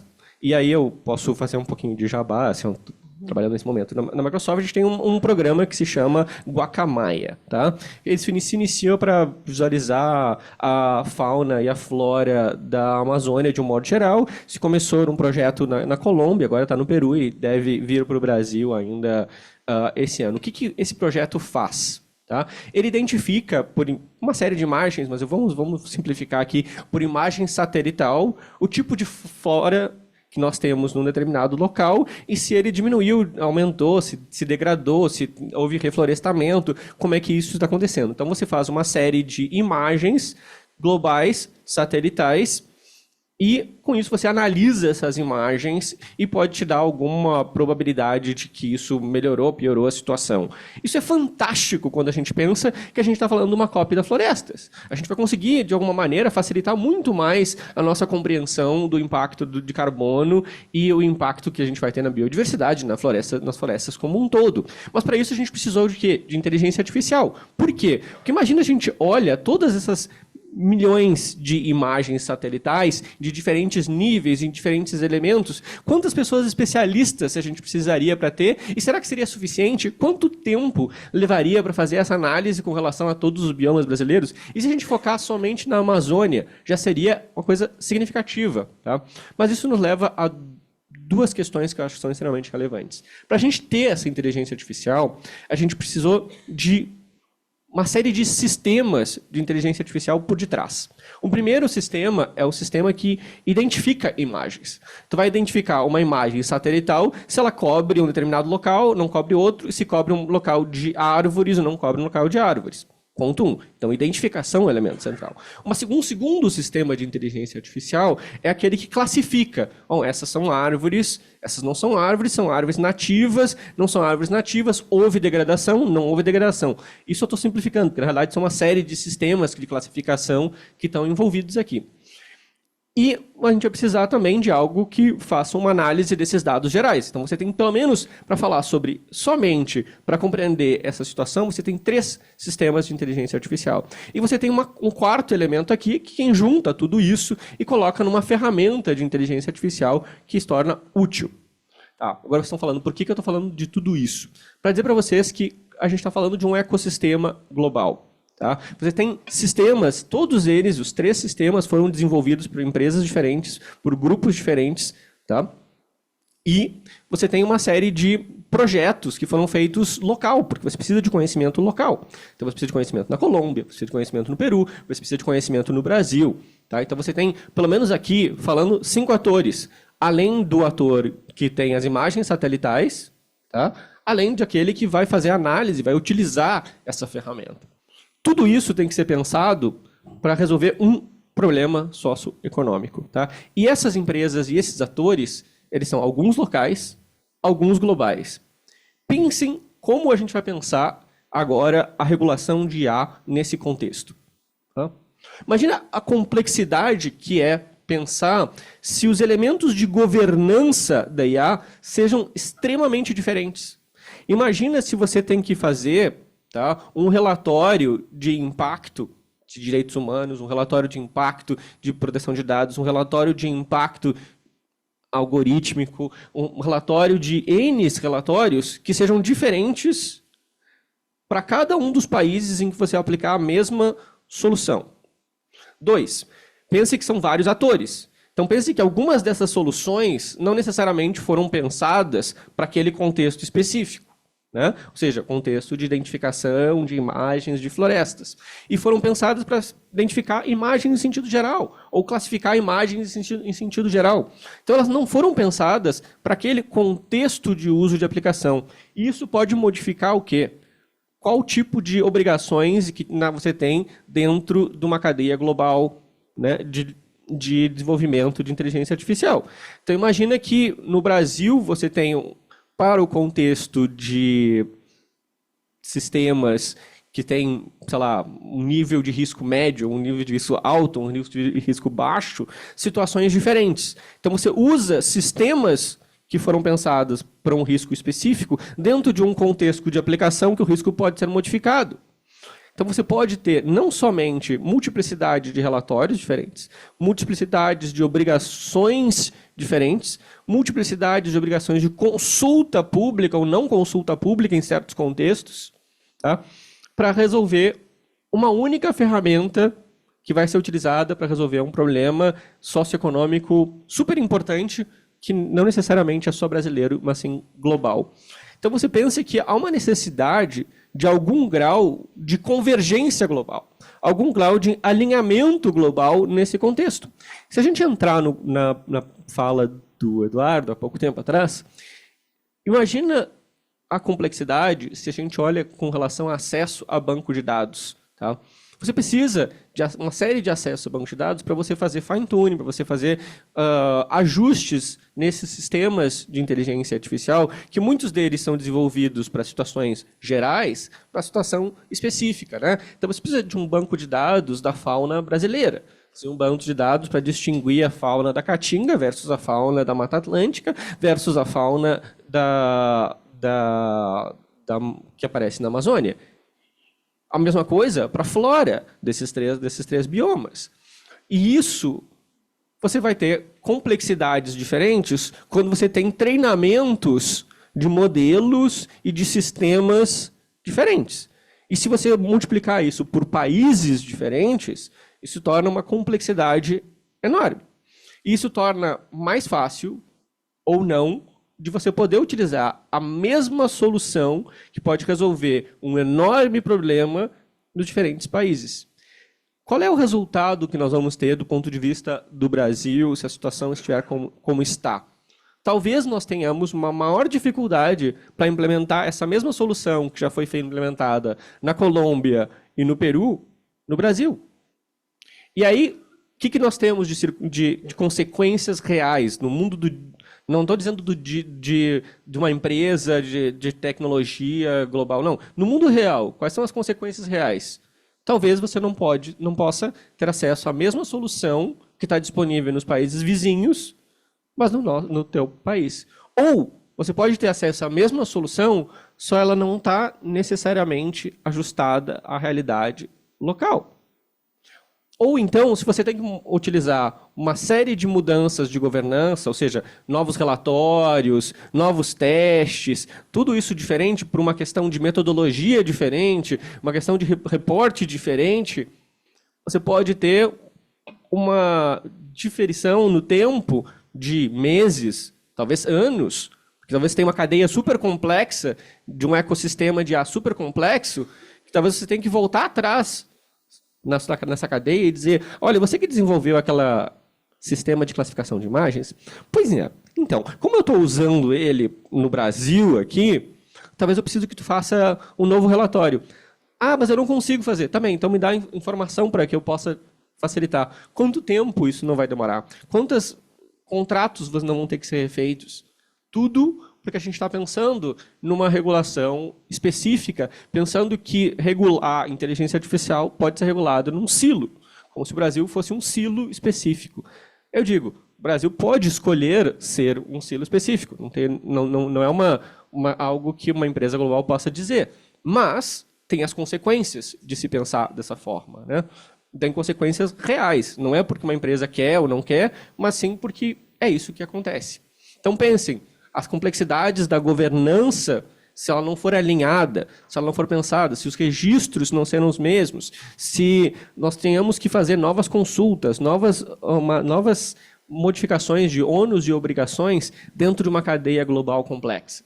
Como isso pode ser feito? É por isso que eu acho que o Max foi muito, muito feliz quando ele comentou dentro do contexto de direitos autorais que nós tenhamos que ter um grau de alinhamento global. Né? Talvez não seja possível ter um novo tratado internacional, mas é sim possível haver uma visão comum sobre algumas das obrigações de governança que nós tenhamos, algum grau de elementos comuns. É por isso que acontece, por exemplo, na Europa, uma discussão entre os elementos de registro e de relatório que estão sendo discutidos na OCDE e aqueles que estão sendo discutidos dentro do contexto do AI Act da Europa, para que exista algum grau de convergência, algum grau de alinhamento. Então, dentro do ponto de vista de uma empresa global, tá, o Brasil é um mercado significativo, é super importante, e por isso uma regulação de IA bem feita pode ter um impacto extremamente significativo e extremamente positiva. Uma regulação não tão bem feita também vai ter um impacto significativo, também vai ter um impacto extremo, né, tanto para a empresa quanto para a sociedade brasileira. Pensem, será que a gente vai querer ter uma IA para nos ajudar a diminuir o impacto de carbono? Será que a gente vai poder usar a mesma solução que está sendo usado na Colômbia, no Peru, em outros países? Ou vai ter que ser uma solução diferente, ou vai ter que ser uma solução menos ajustada à realidade brasileira? Né? Quais as consequências que isso vão ter para nós? Tá? Obrigado. Muito bom. Obrigada. Celina, já estamos caminhando para o final, ainda tem 2 perguntas, mas queria te pedir muito para falar. A gente falou muito aqui, desde a fala do Max, na questão do ecossistema, acho que o Cris usou essa expressão também, do ecossistema regulatório. Fala para a gente, então, um pouquinho do que você tem visto mundo afora e como que esse ecossistema pode ser considerado para o Brasil. Quando a gente conversou previamente, eu gostei muito do que você falou, de tentar não achar uma solução para o Brasil que seja igual a X, enfim, países A, B ou C. Fala um pouquinho para a gente desse ecossistema e como é que você enxerga potenciais caminhos para o Brasil, que tem a cara do Brasil e que considere o cenário brasileiro. Obrigada, Fernanda. Mas só antes, eu queria só complementar um pouquinho o que eles falaram, que eu acho que é muito importante essas conversas, né? Que aí você vê, por exemplo, né, o Cris trouxe assim, poxa, pensar isso focando a questão de uso para, né, para a floresta. E aí a importância também da gente focar na questão do uso e na tecnologia em si, né? E aí eu lembro de ter visto lendo sobre essas discussões na União Europeia, e aí uma das discussões era proibir o uso de IA para identificar expressão, né, de facial e sentimento, tentar identificar ali. E aí e assim, pensando no uso de marketing, coisa do tipo. Mas, daí numa audiência que teve, a associação acho que de pilotos de avião falaram, olha, a gente usa isso para identificar se o piloto está ficando cansado, se está dormindo, a mesma coisa para o caminhoneiro. Então, assim, não pensamos nisso. Então, assim, se a gente não amplia, né, a discussão para justamente trazer esses exemplos do dia a dia de quem pensou que o AI Act ia impactar os pilotos, enfim. Mas tem que pensar, né? O que um avião não é, senão uma máquina muito, né, que é baseada em muitos sistemas, enfim. Então, é isso que o Cris falou, assim, uma coisa você pensa, e aí você vai chegando ali, então tá, vamos tentar botar isso na prática, e aí você começa a ver os milhões de impactos, os efeitos colaterais, que não era nem a intenção. Mas isso é reflexo de né, se você não discute, se você não tenta ouvir literalmente todo mundo, inclusive os pilotos de avião. mas, enfim, aí voltando aqui para o ponto, né, de pensar, você falou, né, uma coisa de pensar um ecossistema, né, e eu acho que, e aí eu juntando, né, a analogia do Cris, e se você olhar também são muitas empresas e muitas coisas envolvidas, né, são várias etapas e camadas, e aí tem um desenhozinho que mostra, né, a árvore da tecnologia, vamos dizer assim, uma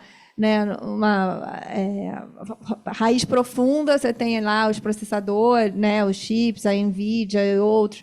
Depois você tem ali ainda na raiz, mais sistemas de modelos, né, modelos fundacionais.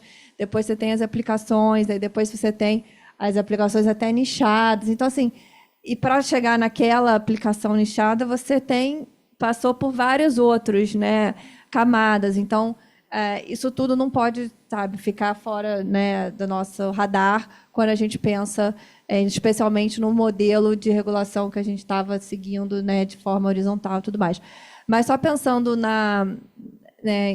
de novo, olhando lá para fora, a gente tem visto, né, um movimento que começou lá no evento do Reino Unido, né, do Bletchley Park, sobre a questão dos AI Safety Institutes, né, de criação desses organismos, né, assim, por enquanto E depois teve a declaração de Seul, e agora, em fevereiro, vai ter o evento na França também, né? Se preocupando, né, acho que parte de um caminho aí na comunidade internacional de tentar esforços para falar, poxa, então vamos ver o que a gente consegue nessa linha de pensar em standards, né, de sinergias, e aí esses que estão sendo criados, em alguns países estão já colocando de pé, são, vamos dizer, institutos, órgãos direcionados, são ligados diretamente ao governo, né? Não necessariamente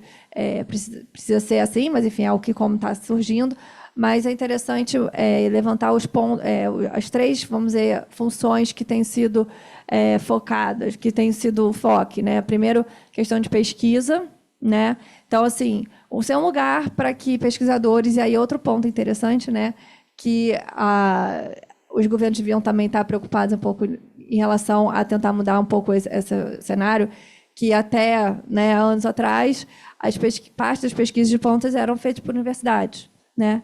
Agora todos os pesquisadores estão em empresas, né? Então, assim, como que a gente também volta um pouco, criar um ecossistema e eu sei que empresas têm né, colocado à disposição os seus pesquisadores até para ajudar nesses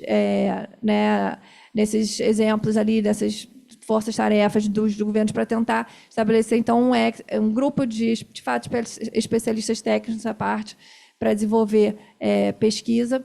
Um outro ponto, a questão de estabelecer standards, e acho que um pouco nesse ponto que o Cris trouxe de forma prática, né? Como o mundo cada vez mais globalizado, com essas soluções, né, que podem ter impactos, né, mesma ideia em países diferentes. De novo, um bom exemplo que ele trouxe da Amazônia, que tem, né, alguns países envolvidos. Como você consegue estabelecer né, padrões mínimos para que seja isso tem né, aplicação para todo o setor, mesmo direito autoral, né? Nem que você cria categorias, aí você estabelece, vou me aliar a essa aqui, mas pelo menos tem regra, senão a gente fica uma bagunça e um fundo, uma insegurança jurídica enorme, e atrapalha, no final das contas, de novo, o desenvolvimento, né, e as possibilidades das pessoas criarem novas regras e novas soluções. E, por fim, o outro elemento, que é a questão da cooperação. Então, e aí, esse intercâmbio também entre países, né? Então, criar, de repente, um fórum, né, uma rede de institutos desse tipo na América Latina, ou seja, regional, ou seja, né, com países com né, contextos similares de desenvolvimento, enfim. Então, a gente tem visto, né, como essas formas diferentes de tentar caminhar junto, porque, né, embora tenham tentado fazer uma moratória, inclusive com o Musk assinando, né, aquela época, aquela carta, a gente sabe que isso não é a realidade, não vai ser, e nem sei se deveria, assim, no sentido agora, como, voltando um pouco que o Dalton falou, assim, o que de muito risco existencial tem agora, de fato, que justificaria uma coisa, né, dessa assim. Então, essas soluções têm sido pensadas ao tempo, né, durante esse desenvolvimento, que acho que talvez é meio que esse o caminho. Mas então a gente espera que esteja mais qualquer, né, iniciativa que amplie de novo, sabe, a participação mesmo, e cria um ambiente que as pessoas possam com segurança e com, sim, né, não aquela coisa meio para inglês ver, teve uma coisa para ser ouvido, mas com o intuito real de interessar esse desafio. E, por fim, e aí acho que a gente sempre falou muito do usar soluções como sandbox, regulatórios. Talvez seja aí um exemplo para pensar no usar algo parecido, desenhar algo parecido para direito autoral. Como é que seria, né, essa sugestão que está hoje no texto? Vamos lá, vamos desenhar. Como, na prática, a gente né, implementar nisso. Então, assim, algumas empresas até têm alguns projetos que fazem essas parcerias para experimentar regras antes delas, de fato, serem, né, promulgadas, fazer um teste, né, um ambiente controlado para experimentar, e aí ver os desafios que estão ali. Não, isso aqui funciona, mas isso aqui poderia melhorar desse tipo. Então, enfim, né, as pessoas são muito... Nós, brasileiros, também somos muito criativos. A gente tem, né, um histórico de criação de leis participativas. De novo, o Marco Civil é um grande exemplo. E que acho que talvez... E hoje a tecnologia está muito mais avançada para melhorar, ainda mais ampliar a possibilidade de participação, como o Taiwan fez, né? Então, assim, a gente tem muitos recursos que talvez a gente não esteja usando todos que a gente tem à disposição. Perfeito. Eu vou colocar aqui uma pontuação que eu ia te perguntar, Christian, quando eu te perguntei sobre os modelos, o impacto para as empresas globais, mas aí eu vou colocar para vocês três, se vocês puderem cada um comentar um pouquinho, se vocês estão enxergando concretamente espaço e possibilidades para uma cooperação internacional. Você falou de padrões mínimos, entendimentos mínimos, e a gente falando de empresas globais. Isso, como é que vocês estão vendo esse cenário? Alguém pode comentar rapidamente? Eu posso começar, daí depois vocês terminam. Eu acho que a gente está num momento muito interessante, assim, globalmente falando, sobre a discussão de inteligência artificial, né?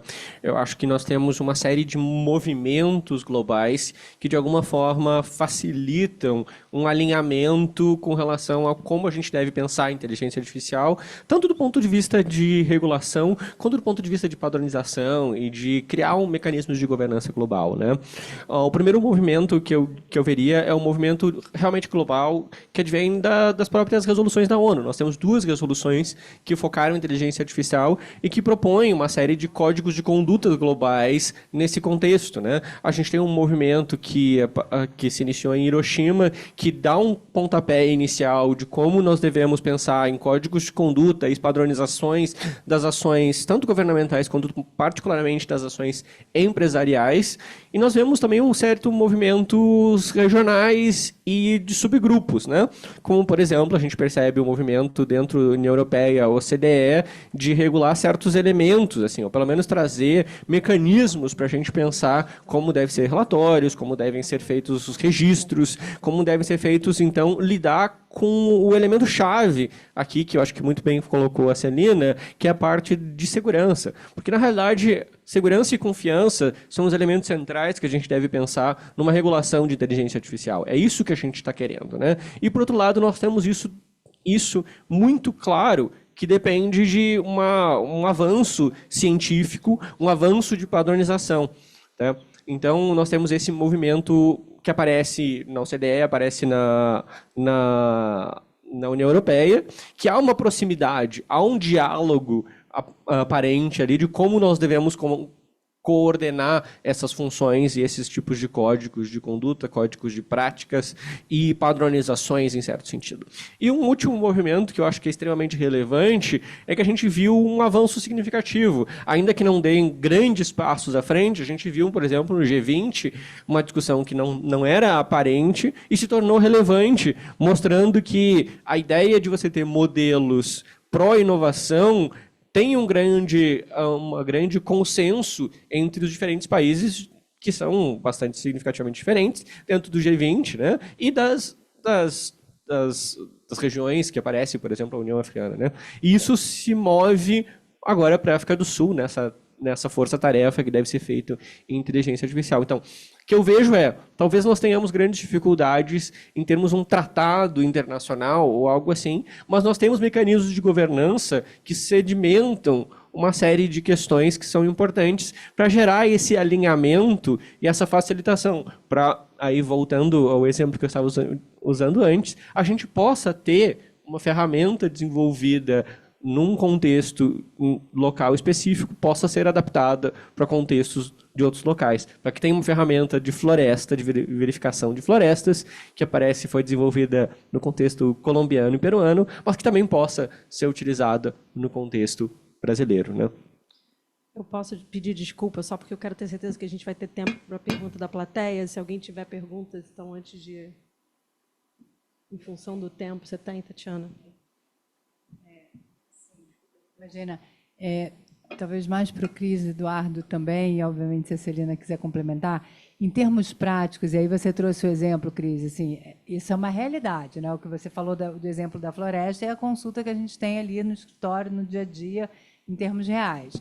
Então, assim, o que diante do que a gente tem atualmente de regulamentação ou do que está para vir, seja no Brasil ou nos demais países, assim, o que, na medida do possível, você pode compartilhar aqui com a gente como boas práticas efetivas do que a empresa ou as empresas, se você quiser generalizar aqui, podem estar fazendo dentro de uma realidade do que a gente tem uma regulamentação nos países, né, que estão cada um seguindo um caminho, umas mais, outras menos restritivas. Então, assim, e o negócio está andando, as coisas estão acontecendo. Então, assim, como fazer? O que fazer?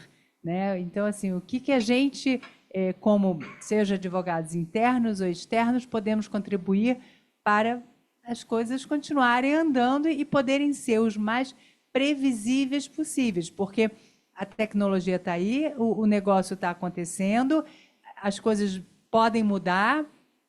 Então, assim, o que fazer? Eu acho que tem três coisas, e vou falar bem rapidinho para que vocês possam comentar em cima, né?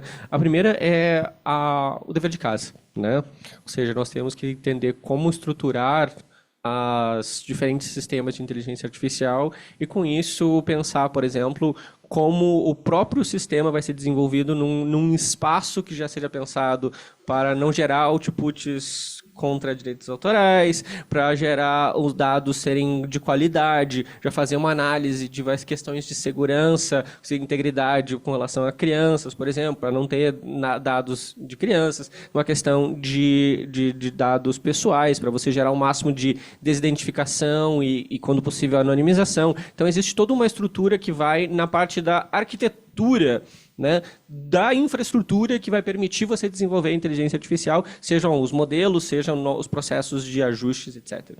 O segundo ponto é programas administrativos internos também, de você ter mecanismos. Por exemplo, a Microsoft tem um escritório especificamente de IA responsável, que todas as questões que atingem um determinado threshold, determinado patamar de risco, são enviadas para esse escritório para fazer uma análise e retorna com as possibilidades de mitigação e inclusive, de proibição de desenvolvimento de certos sistemas de inteligência artificial.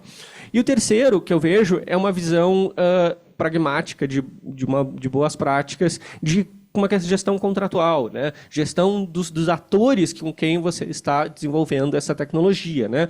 A Microsoft, para dizer, tem 25 mil parceiros só no Brasil, né? E 4,8 milhões de desenvolvedores no GitHub Copilot, por exemplo, e a gente tem uma análise estatística sobre impactos, elementos de complexidade, quando isso gerou elevações para a análise desse escritório de IA responsável. Então, você tem toda uma gestão contratual ali que acaba terminando, inclusive, numa série de compromissos que a empresa vai ter que ter com relação ao uso de IA responsável, desenvolvimento de IA responsável, e que tem a ver com essa cadeia complexa, né? Inclusive, para finalizar com a ideia de que a gente está falando de propriedade intelectual, inclusive com relação aos compromissos da Microsoft de lidar com propriedade intelectual de uma maneira responsável. Até por ser uma empresa que basicamente tem um modelo de negócios voltados a isso. Então, esses três são os elementos: a arquitetura, a gestão e a contratual.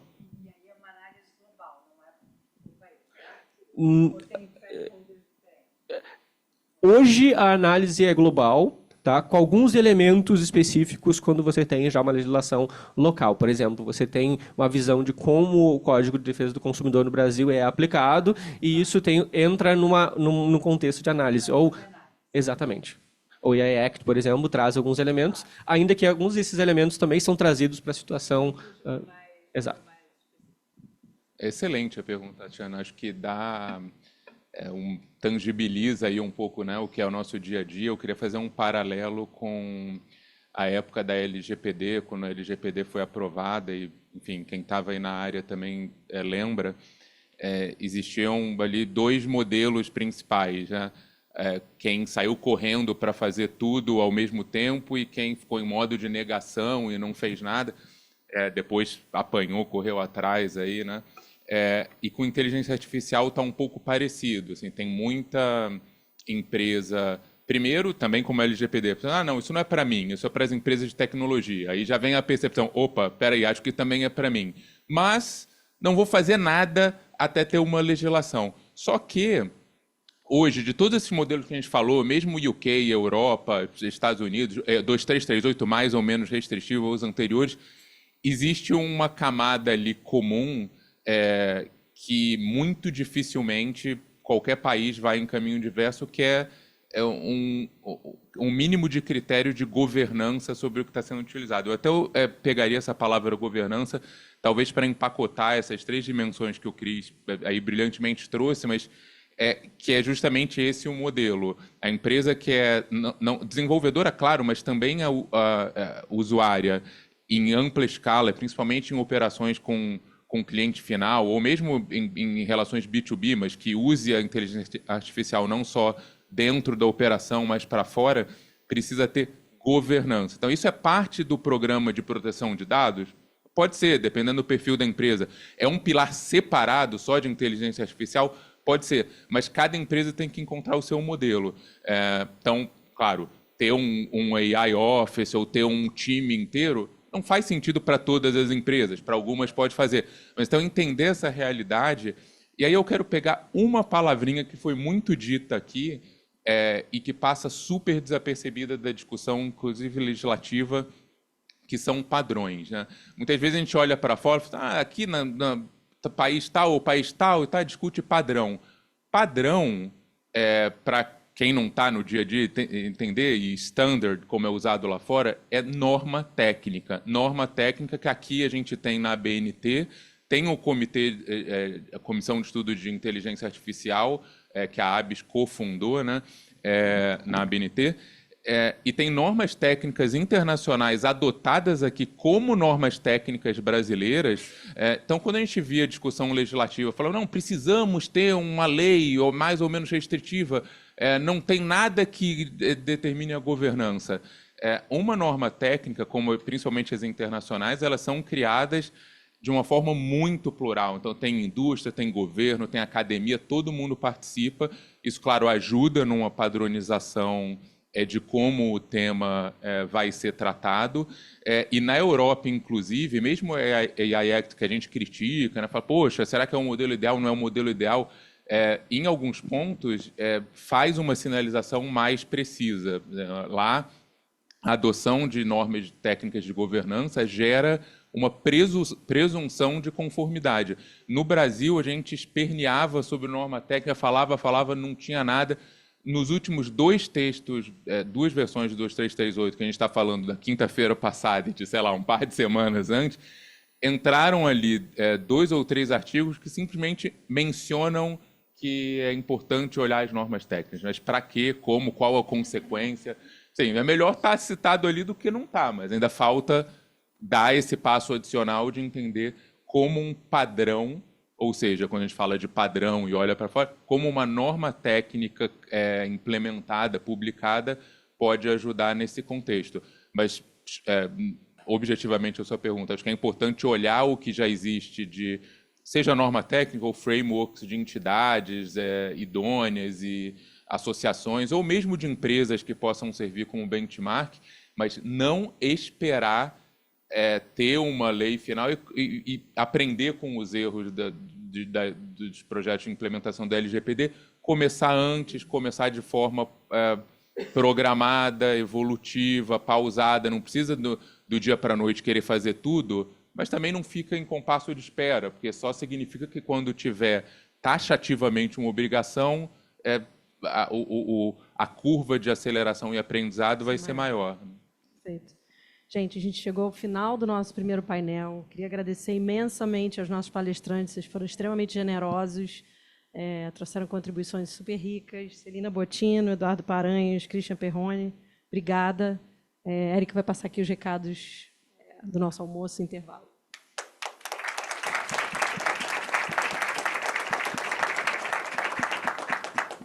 Obrigada, pessoal. O almoço já está servido.